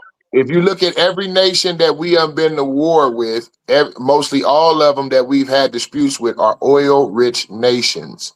Okay, like I said, what do they teach you in business school and real estate? You don't spend your own money; you spend other people's OPM. money. That's how you get rich. And America lives by that motto. We keep all our shit for our fucking self. We're not going to even use our own shit. We're going to take all y'all shit. That's why we have the most powerful military, so we can go around and take all y'all shit and use all y'all resources. And once y'all resources run out, then we can go back. Then we'll think about using ours. Once we undrained and depleted all of y'all. But we definitely not finna deplete ours no more. And we got the strongest military and we have the strongest dollar. You know what I'm saying? I didn't even no dollars dropping, but you just made me think about. So I heard this crazy motherfucker talk, and he said, we got a big defense bill, and we got to put it to work, and so everything. So after the first, his shit kicked in, right? That defense spending bill is the biggest motherfucking shit cracking. So we got to go to war, partner. So he got to spend that money on the defense bill. So we got to bomb something. Gone the great pumpkin. The great pumpkin is getting it cracking. No, it's a way that the world function. These people have set this system up to be like this and to keep the power amongst those who've been had the power and to make it hard for anybody else to obtain the same amount of power that they have. I'm saying that they don't let people get power, but they will never let people obtain the same amount of power that they have. And so therefore they keep these constructs going on playing chess with all the different nations around the world, you know, and this person going war with this person going war with this person going war with this person, and they keep these things going. It's always, since I've been on this earth, it's always somebody at war. Always. Even if it ain't America, it's always somebody at war on this fucking planet. You know what I'm saying? They always talking about this person is at war over here. If it ain't the Russian, if it ain't, you know what I'm saying, something going on over in Africa, if it ain't something going over in the Asian nations, you know what I'm saying, or in the island nations, it's just consistent war. And it's the same power structure that really capitalizes off of the military industrial complex. You know what I'm saying? Then defense budgets. You just got to imagine every damn country with a military has a defense budget. You know what I'm saying? The defense budget. Stupid. I mean, stupid bread. And then you think about companies like Lockheed Martin, the largest military manufacturer, you know what I'm saying, in the world. You know what I'm Yeah, you saying? got like all that, and that's what I'm saying. You Them know what I'm saying? Palantir, Boeing, you got a lot of Raytheon. shit, man. Yeah, but he is saying, and that's what he's saying. Shit, we pay for some of this shit today. We got to put that shit to work. Drones, all that, you know. I mean, everything, man. So Yeah, it might as well that use it. Might as well use it and go get something. What yeah. we want? Well, look, you know what? We got a problem with these dudes over here anyway. You know what I'm saying? Because anybody else that he tried to buck his chest out at China. You know what I'm saying? That didn't work.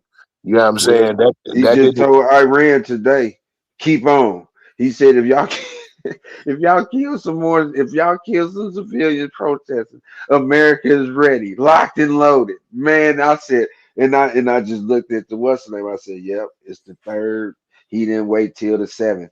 He got to spend that money. And let's see, he's shaking his hands playing. What's that shit they used to play back in the day? You sank my battleship. That's what he's Yep. playing right now. Real shit. Yep. And Let's get this money. the powers that be gave him the game plan and told him, look, you can be on that rebellious shit if you want to and try to come in here and be Mr. Revolutionary President, or you can get with this program over here and reap some of these benefits. You know what I'm saying? And that's why he changed his trajectory on where he was going with the Epstein files and all that shit. Them motherfuckers got to his ass, even when he was making the demands on Israel and all that. You know what I'm saying? I watched that Dave Chappelle special recently, and I didn't even know this fact that over there, the Israeli military killed more journalists than what? they Yeah, hell yeah. unkilled. They killed like I think he said 80 something journalists or some 180 something journalists. You know what Hey I'm saying? man, look, just go back. We was little, Bo Rock, from when they stormed the motherfucking Olympics to even after that. All the years overseas, journalists leaving them anywhere. Saddam Rush, any of them motherfuckers. You know what I'm saying? All them motherfuckers, man, they been knocking journalists off. It was some journalists still ain't came home. Going over to the Middle East, whether it's Palestine or Israel, Iran, over there.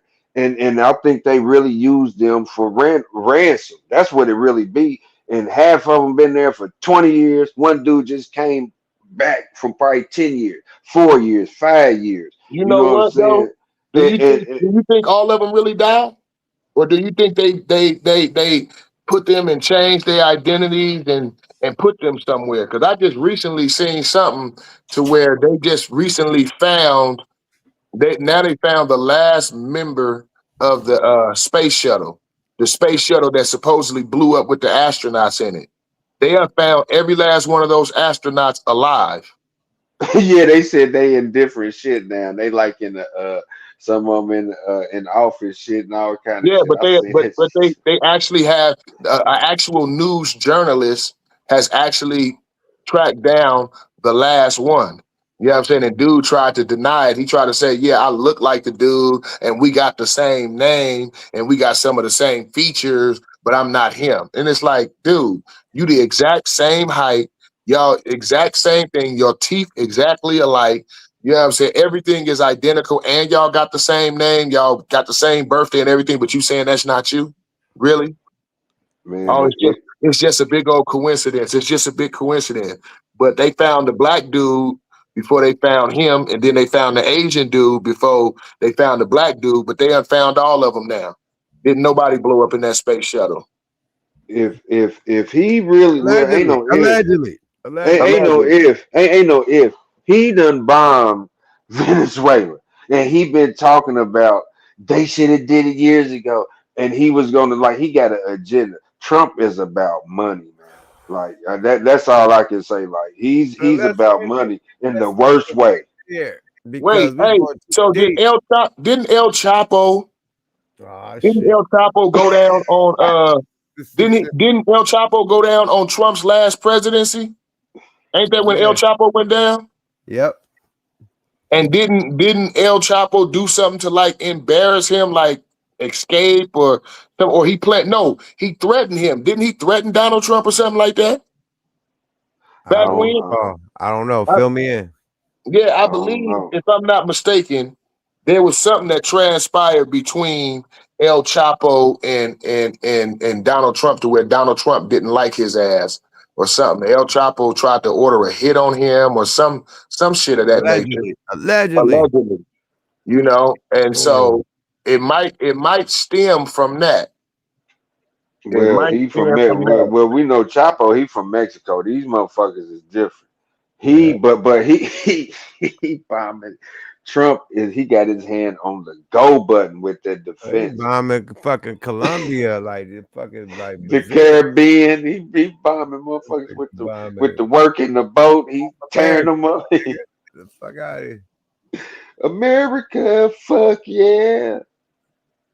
Hey, at the end of the day, man, like I say this on some real shit. It Yeah, he ain't knew. never He said El Chapo. if Hold on. El Chapo put 100 million. He did 10 years ago. He put 100 million on Donald Trump's head.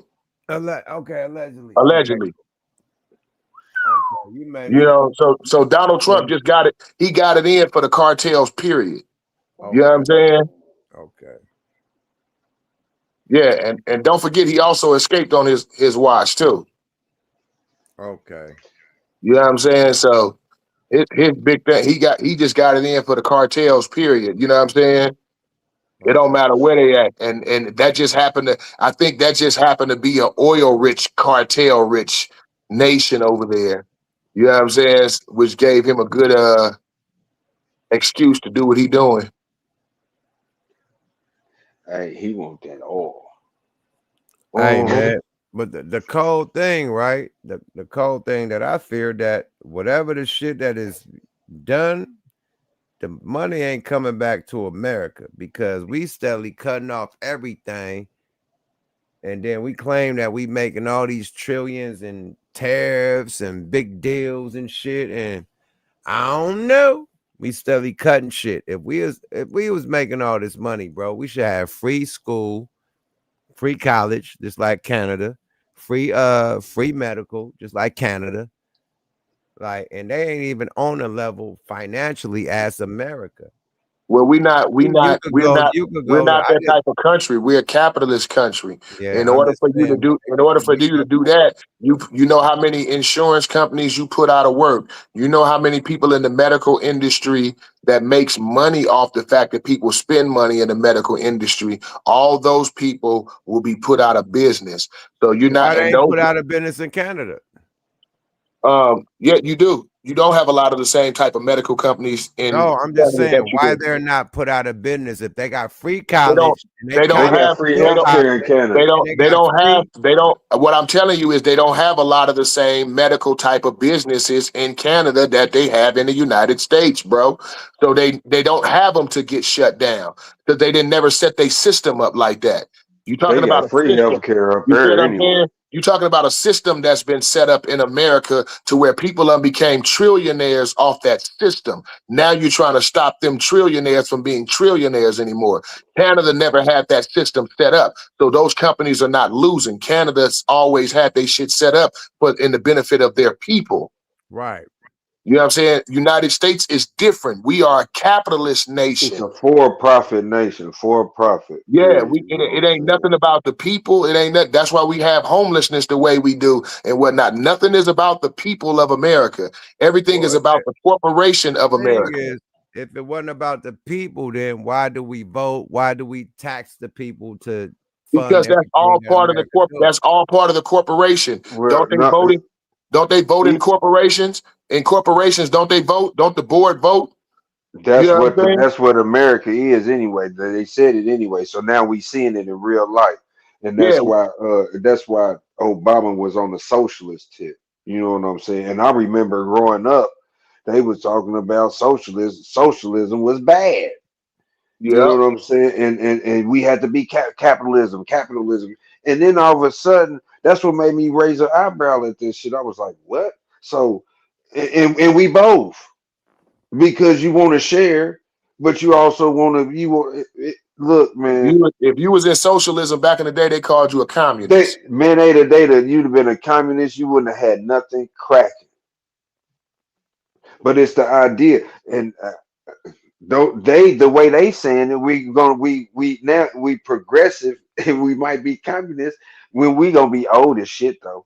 But we're gonna have a communistic attitude, you know what I'm saying, Well, because you of some know, of the shit we doing. the head dude of BlackRock, he did a statement at the World Summit, and he said the plan is that in the future, to make a better future, the plan is you will own nothing and you will be happy. You can Yes. Google it. You know Yes, what I'm saying? own nothing. The future, they don't want individual people to own cars, and they don't want individual people to own homes or I think he property. said own Yeah, nothing and have everything. I mean, like, yeah, own yeah. nothing. Assumption there, and So if you yep, and and you'll have everything. yeah, So that's basically the idea they trying to sell is if you don't have to pay for your home, you have all this extra money. But what they're not saying behind the scenes is that they're gonna start having you work for your living space. It's not gonna just be free. The hours that you put in will keep a roof over your head. The not hours only that that, you put in will allow you to have access to food. not That's what only they that, try. man, y'all got it out here already. Look up some shit called UBI. It's going around across the country. Just look up UBI, and that's all y'all got to do. And that's gonna set the precedent of what's going to happen. You know what I mean? Like, for real. Like, yeah, it's gonna be work, but people you're already getting paid to work out in Cali, not to work out in Cali. And in San Francisco, look this shit up. They paying criminals $300 a week not to do crime. I promise y'all, man. So look, this shit is because they know what's happening. The dollar's decreasing, jobs ain't what it is. Everything we just said. That Venezuela shit, man, like that's about to have me up. Yeah, Universal basic income. Yep. That's part of Yep. that's It part of the sounds alleged. good, but just check it out, fam. You No, know it's what I part mean? Like, that's part of the alleged New World Order. what you was just talking about. The one money. Yeah, it's gonna be the one money system, but it's gonna be to where you're gonna have two classes of people. Only one class of people is gonna actually deal with money, and that's gonna be the wealthy. Everybody else will own nothing, and they will have everything because everything will be supplied to you, and it will be supplied to you based on the amount of work that you put in. Yeah, Or lack of work. wait, Lack of. no, hold up. Because notice one thing he said, it's not just based on physical work. It's based on your social score. Look up what that is. Oh yeah, that's what they got in China. Yeah, they got a new thing called your social score where they're gonna actually grade. It's gonna be part of your credit score, but they're gonna grade you on how much you contribute to society. You know what I'm It ain't saying? got here yet. It ain't got here yet, but that's in China. That's what they doing in China. Yeah, That's what the fuck they doing in China. that's part of the whole the alleged new world order plan. You know what I'm saying? To have a whole world on a socialist thing to where if you don't support social organization, if you don't support government and all this, you have a low social score. If you get caught for any crime, you have a low social score. If you don't put in so many work hours, you have a low social score. If you don't do so much volunteer work, you have a low social score. But also too, if you speak hate crime, if you speak hate, you know what I'm saying, like on your social platforms, like if you saying stuff about any group of people based on their religion or their race or their sexual orientation, the AI will lower your social score, and that will affect how much access you got to food. Yeah, see, China shit is fucked up. That's how China that shit will running. affect what type of housing that you will be allowed to get in. Because remember something, if you don't own your house and they own all the houses, they get to say what type of house you go in. See, that's the privilege of owning your own house, because you get to choose what type of place you want to live in. If they don't give you that choice no more and nobody owns houses, now they're telling you what type of place you have to reside in based on what? Your social score, your economic class. You feel what I'm saying? Based on your skin color, based on your religion and your beliefs. Yeah, that's why we ain't gonna get like that. But China doing that shit. No, you we know, are like gonna a get like that. motherfucker. China, don't say we not gonna get like that, bro. We ain't gonna get that, because bro, it's all if that was the case, Bo Rock, everybody that's in that's homeless in LA, you know what I mean? We don't need to do that, because Bro, it's already happening right there. It's already started. Don't say it's not happening. It started. It's affordability here, but No, China is going on because you can't afford shit over here already. Listen, what I'm telling you. We getting economically phased out. It was the GH summit of I watched it too. Of I watched all that 1996. shit. Okay, listen what I'm telling you, bro. I watched the GA summit of 1996 when Bill Clinton was in office, bro, when they signed it into order. You know what I'm saying? And they started it. Don't say it's not gonna happen here. It's already started. It's not gonna happen here. It's not gonna happen here. How do you think we have the homelessness that we do? How many that's what I just said, fam. Who do you think own all the property in America that's been buying up all the empty houses in the black community? Man, that's BlackRock and Bill Gates, man. That's BlackRock and Bill Gates. But that's something else. That's something else. I'm talking about affordability. They talking about they on a social structure. These people that's homeless are because of lack of money, not because of a social standard. They get homeless over in China because of what they do, not because of what they're doing. You know what I mean? So if they ain't paying their bill, if they even spend on something social, that's where they shit is. Our shit is more economic than that. That's not gonna happen here. It's already happening here. What are you talking about? We ain't gonna get put out of you. You're not gonna get socially embarrassed. Listen. This is the reason it's not gonna happen, fam. This is the reason we have things like rent control, bro, because they are able to do things like that. What are you talking about? It's not gonna happen, bro. I don't care what you say. I don't give a fuck what you say. That shit ain't gonna happen here. You know how many apartments I got denied because I have a drug conviction on my thing? You can't tell me that's different, man. That's but no. That's part of it, though. No, that's part of it's my not. social No, it's background. not. That's something. No. It is. That what they doing in China? What they doing in China is you losing points for that. You can still go somewhere else and live. With them in China, once you lose your points, you can't go nowhere. That shit ain't gonna happen here, man. That shit, man. We will act a goddamn fool. Bro, I'm gonna let you believe what you want to believe. I'm gonna let you believe. I'm not gonna go back and forth with you. But my first time coming across this knowledge, it was 1992 when I was in Pelican Bay. Okay, I read a book called Circle of Intrigue. You feel what I'm saying? Circle of Intrigue. I read in 1993 about COVID that was coming in the 2000s. You feel what I'm saying? Because it's all in that book. Look up that book, Circle of Intrigue. It'll tell I you heard what the about whole it. I heard about it. yeah, All it'll that tell you too. what the whole New World Order plan is. And if you don't believe it's going to be one money system, one government, and one I didn't religion say on this look planet. that yeah maybe because of the crypto and all that, but I'm talking about what China's doing. America ain't going for that. They are going to go. What are you? Donald Trump just praised China for it. What are you talking about? Look it up. Donald Hey Trump man, just praised China for China, doing that. hey man, America's not gonna duplicate nothing China doing. I don't give a Again, fuck what you look, talking about. look what Donald Trump just praised China for. It's not gonna happen. Have you seen that? You ever seen that movie Civil War? You know the reason Yeah, they put that. You know the reason they put that movie out because we gonna have a civil war. If it you was believe for what misinterpreted. That was about a photographer, my nigga. I'm talking about what China is doing. that was about a photographer. What are you talking? Civil War was. You talking about with Reese Witherspoon? Nah, Well, which one you talking about? the one that just recently came out With about. Reese Witherspoon. Is that what she in? Yeah, man, that was about a photographer, man. It was about what the overthrow of America. I be on that shit, bro. For real. That was about a civil war. That was about Americans going to war with Americans. Man, that was So about photographer, man. A woman that was taking pictures and going through the Civil War, but that happened in America.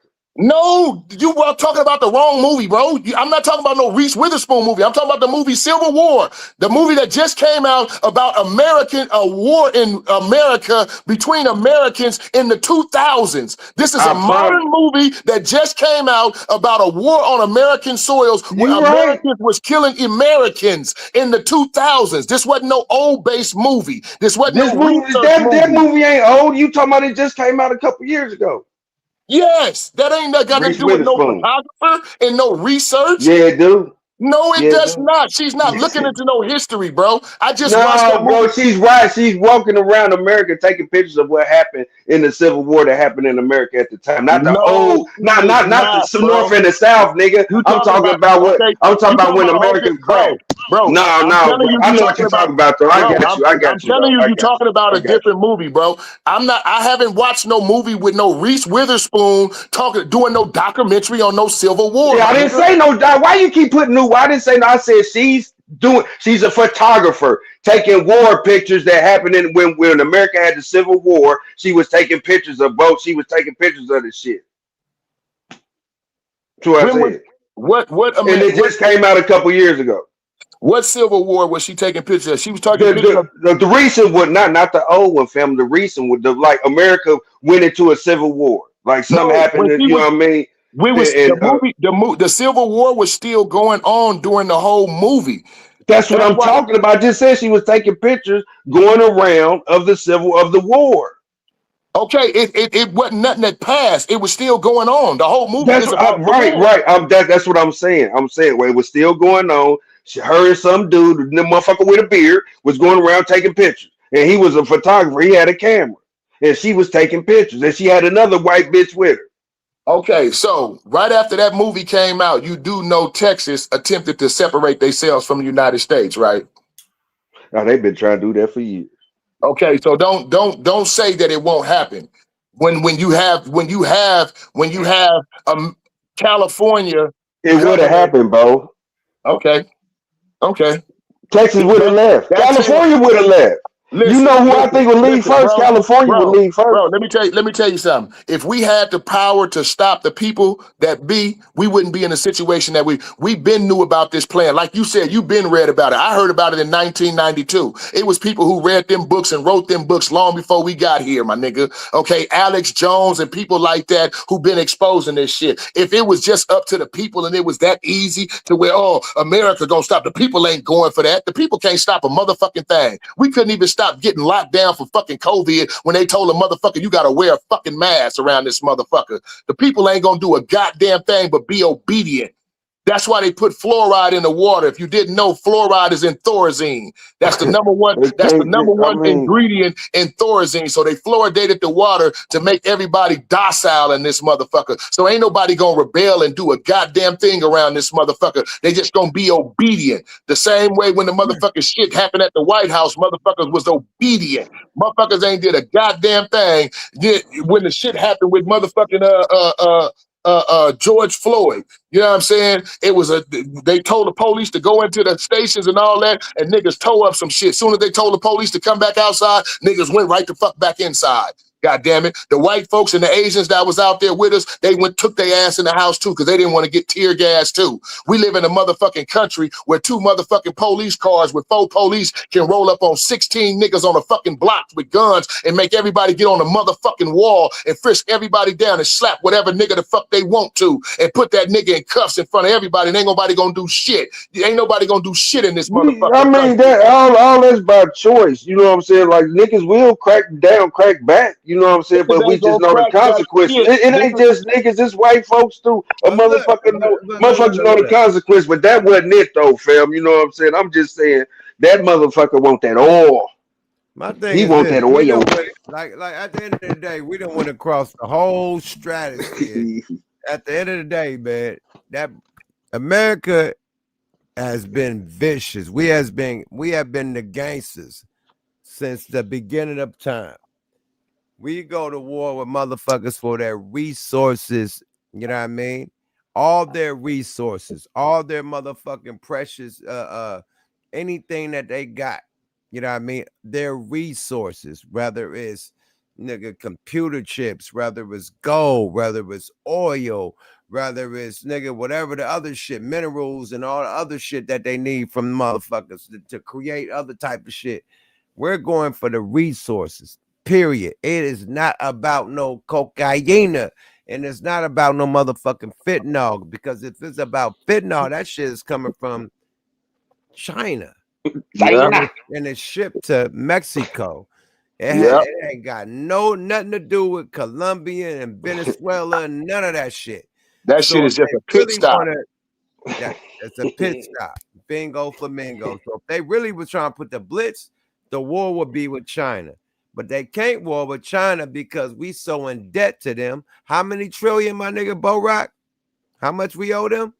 Shit, China own our port. China own our meat. China own our land. China own our hair. China gets our hair. China got our. How many trillion? How many $trillion deficit is mostly China, right? The main thing is Venezuela is a pit stop, but it's a pit stop that has oil. Oil. That's a gas station. That's a gas station now. That's a gas station. You feel what I'm saying? And motherfucker America is finna go hit the gas station. They don't give a fuck about the motherfuckers who coming to that motherfucking gas station. They want the gas station. They got that motherfucker now, boy. They got, and I'm telling you, boy, like I'm gonna say this though. I'm gonna say this as it's a double standard. As bad as I feel about saying it, I'm a proud motherfucking American. I was born and raised in this motherfucker. And me being a gangster ass street nigga, you know what I'm saying? I'd rather be on the gangster team, nigga, than the Busters team. You feel what I'm saying? I'd rather be on the winning gangster team than the Busters team. You know what I'm saying? Period, point blank. You know? But I do know what goes up must come down. Every dog has his day. You feel what I'm saying? And you gotta take the bad with the good.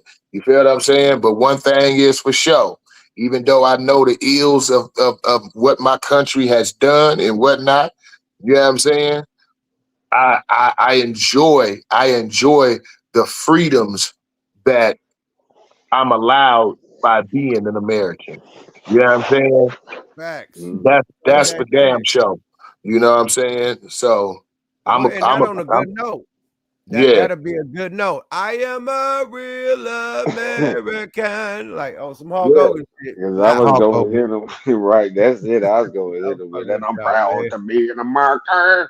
Nah, man, I got some food cooking in the oven, reheating in the oven. I got some motherfucking penguins, fish. You know what I'm talking about, motherfucking penguins. I went to Penguins on Pico today. Snatch me up some of that out of that man with them jumbo shrimps, boy. Yeah. Oven right now, getting litty in the city. I want to burn down the kitchen. So we definitely got to wrap this bitch up, man. It's been damn near 3.5 hours, man. We've been getting it in, man. Let me get my That's nigga what's Mike up. Scary and this motherfucker. Let him give a shout out, man. He back in the building. Mike Scary, you want to give a shout out before we get up out this motherfucker, my nigga? Man, as always, shout out to y'all, man. You know what I mean? Major salute to you, Yuck. I hope you got that. Somebody had shot me a contribution, man, when I was trying to get back on, man. And it was directly from this podcast. So, being I handle my business, man, I just, I sent that, I paid it forward, man, to the Cash App. I don't know if you've seen it yet or not, but it's on there, bro. You know what I mean? Salutations to that's you, for man. you. To all my brethren, man. Nah, That was mean? that was a grab for you, big homie. Yeah, I'm gonna Bruh. shoot that right back. I'm gonna refuse that, bro. Bruh. Listen, man, anything that come to you from this podcast is to you, bro. Yeah, Nigga man, this support shit, you, man. For real, for real. I appreciate it. You know what I mean? We support each other, though. Yeah, man. Hey, they Teamwork, said one mic wasn't enough. They said we need 2 mics. God damn it. Yeah, salutations to y'all, though, man. I appreciate y'all. They miss you, Mike Scar. They miss my nigga Mac Mean. A couple alumni niggas ain't been around lately, man. So y'all miss my nigga, and they definitely gonna support y'all, man. Period. So we definitely love that you back in the building, bro. You feel me? Man, everybody, my people, man. You know what I mean? For sure. Man. Hey, we're gonna wrap this motherfucker up, man. Bo Rock, man, thank you for your knowledge and your wisdom, my nigga. You are deeper than Atlantis, my nigga. Like, I don't know if you just sit up and read books all day, my nigga, but you got the knowledge you can't get in college, my brother. Thank you for lacing our boots. No, I was forced to sit in a cell and read books all day for years upon years of my life. You know what I'm saying? I see. So, nigga. Come on, man. You teaching me, man. Every time I talk to you, I learn a lesson, man. So thanks for I spent a lot of time. I spent a lot of time in the hole, man. You feel what I'm saying? So that's one benefit that the brothers did give to me when I did go to prison. You know what I'm saying? They could have put me in any direction as a youngster, but they slid books up under my door. Like, calm down, youngster, here. Read this, man. You know what I'm saying? Get your head right. You know what I'm saying? So shout out to the brothers behind the wall. You know what I'm saying? There's some good dudes in there. You know what I'm saying? Everybody make mistakes. You know what I'm saying? I don't believe if you ain't did nothing to no child or you ain't took no life, you know what I'm saying, innocently, I don't think nobody should be sitting in there for their whole entire existence. You know what I'm saying? I just feel that's beyond. You know what I'm saying? That if you took another life innocently and whatnot, you know what I'm saying, then you exchange your own, or you did something with the kids, violated like that, you know what I'm saying, then you deserve a life sentence. But other than that, I wish that everybody, you know what I'm saying, who not up under them circumstances get a chance to do what I did and get out here and change their life, Absolutely, man. Back to what you were saying though, one time for the one time, man. I actually feel that the internet shit, you know what I mean, is getting a little out of hand, bro. Because we done had a whole argument about streamer niggas and street niggas and rap niggas, and like all this shit is getting out of hand because you could go to Long Beach and go to your hood. You could go to your hood, my nigga, motherfucker MJG. I could go to my hood and we'll bring this shit up and niggas won't know what the fuck we talking about. We'll say, hey man, Aiden Ross. They say, Aiden who? You did like, let's be real, my nigga. Like I go to my neighborhood and mention these niggas. They like, who the fuck is that? Like, so many misinformed. You right. The ones that don't know. Streets, my nigga. Real life don't give a fuck about what none of that shit is, bruh. Period. And we in these internet streets, and we rappers, and we in the game, and we got a podcast and all that shit. So we gotta be in the internet streets, but we still got niggas that's in the streets and they don't know what the fuck we talking about. Well, I try to make my appearance as informative as possible, bro. I live by the old rules of KRS-One. You know what I'm saying? I remember he made a statement saying that black folks, we fought for years to have our voice heard. You know, we went through a lot to have our voice heard, and now we got hip hop and got a microphone in our hands, and a lot of us ain't got shit to say. I'm just trying to tell them about something that they need to know about. They Just give them a also whole said, different little something. you must learn. You must learn. That's it. That's it, man. Just give them a different interpretation. Y'all go check out the DoveShack.com. I mean, without talking about it. Hold on. Let Bo Rock give a shout out. Then you give your shout out, MJG, before we get I was gonna say, yeah, make sure y'all check out the DoveShack.com. Got some new merch launching for 2026. You know, I say it all the time. If you like things like Essential, you like things like Balenciaga and those brands and the quality of those brands, then you're gonna love what you find at the Dove Shack, you know. But mine is more based around music and art and whatnot. So I appreciate anybody that goes support. Everything on there is designed by me and my girl, you know, not AI. You know, we spend hours designing those designs on there. So check it out, thedoveshack.com, and get ready for our new release, No Religion, that's coming in 2026. Hey, salute, man. Hey, MJG, give your shout outs before we get up out for my fucking fist burn up, man. You already know this is a quick one. I want to say first, happy birthday. Give a shout out to my birthday to my cousin who we gave a little pray for. He made it through his shit. So, you know what I mean? Made it to see his birthday. That's what's up in the new year. And for all y'all already know that G stand for grateful, because we grateful for see the 26th and we gonna get it in with Smoke a Lot Radio. And once again, shout out to the chat. You know what I mean? The message with the riches, Bo Rock. You know what I mean? It's a pleasure. You know what I'm saying? Calico, where you at? You know what I mean? And you already know the fire breathing dragon. We back at it. We got a new year and we here. Hey. And I'll be there. You know what I'm talking about? If I ain't there, I'm square. I need to be out in LA behind that chair, Smoke a Lot Radio, and we in there. Yada Yuck Mouth TV, man. We in this motherfucker, man. Big shout out to the network. Calico couldn't tap in. Probably sleep, catching a nice pie nap from a boss plate. You know what I mean? Salute to my brother from another mother, Bo Rock, man. I've been knowing you for decades, nigga. You know what I mean? We running this motherfucking podcast shit up. You know what I mean? Getting extra bread on the side. You feel me? Big shout out to my co-host MJG, always tapping in and telling a friend, nigga. You feel me? And teamwork make the dream work, man. 2026, man. We about to level this shit all the way the fuck up, man. And my bag to the chat, everybody, the nation, man. I've been lollygagging and shit, but this year we going full motherfucking throttle. We ain't playing no more games, man. This whole shit, all this shit about to be redone. I'm about to do the whole layout, man. We about to get this shit whole fully popping, my nigga. New cameras, new lights, new computers. We about to level this shit up and really take this shit serious because we've been lollygagging. When you lollygag, you get lollygag results.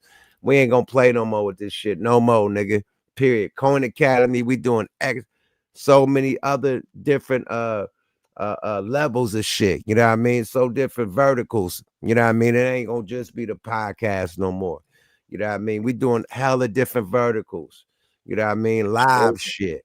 We leveling up, man. We about to really be outside with this shit and just leveling up and just bringing more content to the channel, to the Coin Academy, to the whole shit that we got going on, the Tubi, everything that we got going on, nigga. Teamwork make the dream work. We about to level this shit up, man, and really give y'all that content with no more motherfucking nonsense, man. You feel me? So appreciate everybody that subscribed. The new subscribers, get that bitch to 60,000 wow, so I can give y'all $600. Let us give back, man, because y'all always support us. Like you know what I mean? The homie said, man, they just woo wop and I'm gonna give it to you. Nah, nigga, keep that. You know what I mean? That's for you. But the chat always support us, man. So I want to support y'all back by giving $600 to the chat. when we hit 60,000 subscribers, man. So let's level this shit up, man. I appreciate y'all. Happy holidays to everybody, and salute to everybody on this panel, man. You know what I mean? Micah Scary, MJG, Bo Rock, Goose the motherfucking great, the honorable. You feel me? The honorable. Love y'all, man. Have a great night, man. Appreciate y'all, brother. You feel me? Yada da. Salute, Yada fellas. And I appreciate y'all, man. The fourth, fifth, or sixth, or seventh, the eighth, 1,000 co-hosts, which is the chat. Always in that motherfucker talking y'all shit, show of love. I mean, support, salute to y'all. Happy holidays and happy new year. We out this motherfucker, man. I said a mouthful and I'm trying to eat my food. No Frank Ocean. Yeah, do my 1-2, man. Salute to everybody out there that fuck with it the long way, that supported the station when we wasn't shit, and still supporting us when we leveling up, man. We'll be here next Thursday. No, tomorrow with me and Goose the Great, Wonder Twins. We ain't stopping, nigga. We back online, nigga. 2026. We blitzing this shit, nigga. Tune in, nigga. It ain't over, Hover. It ain't over. Yada da. Tap in and we tap it out, man. Good night, Dynamite. Yuck Mouth TV, subscribe to your guy. Bye. Yuck Mouth TV. Yada da.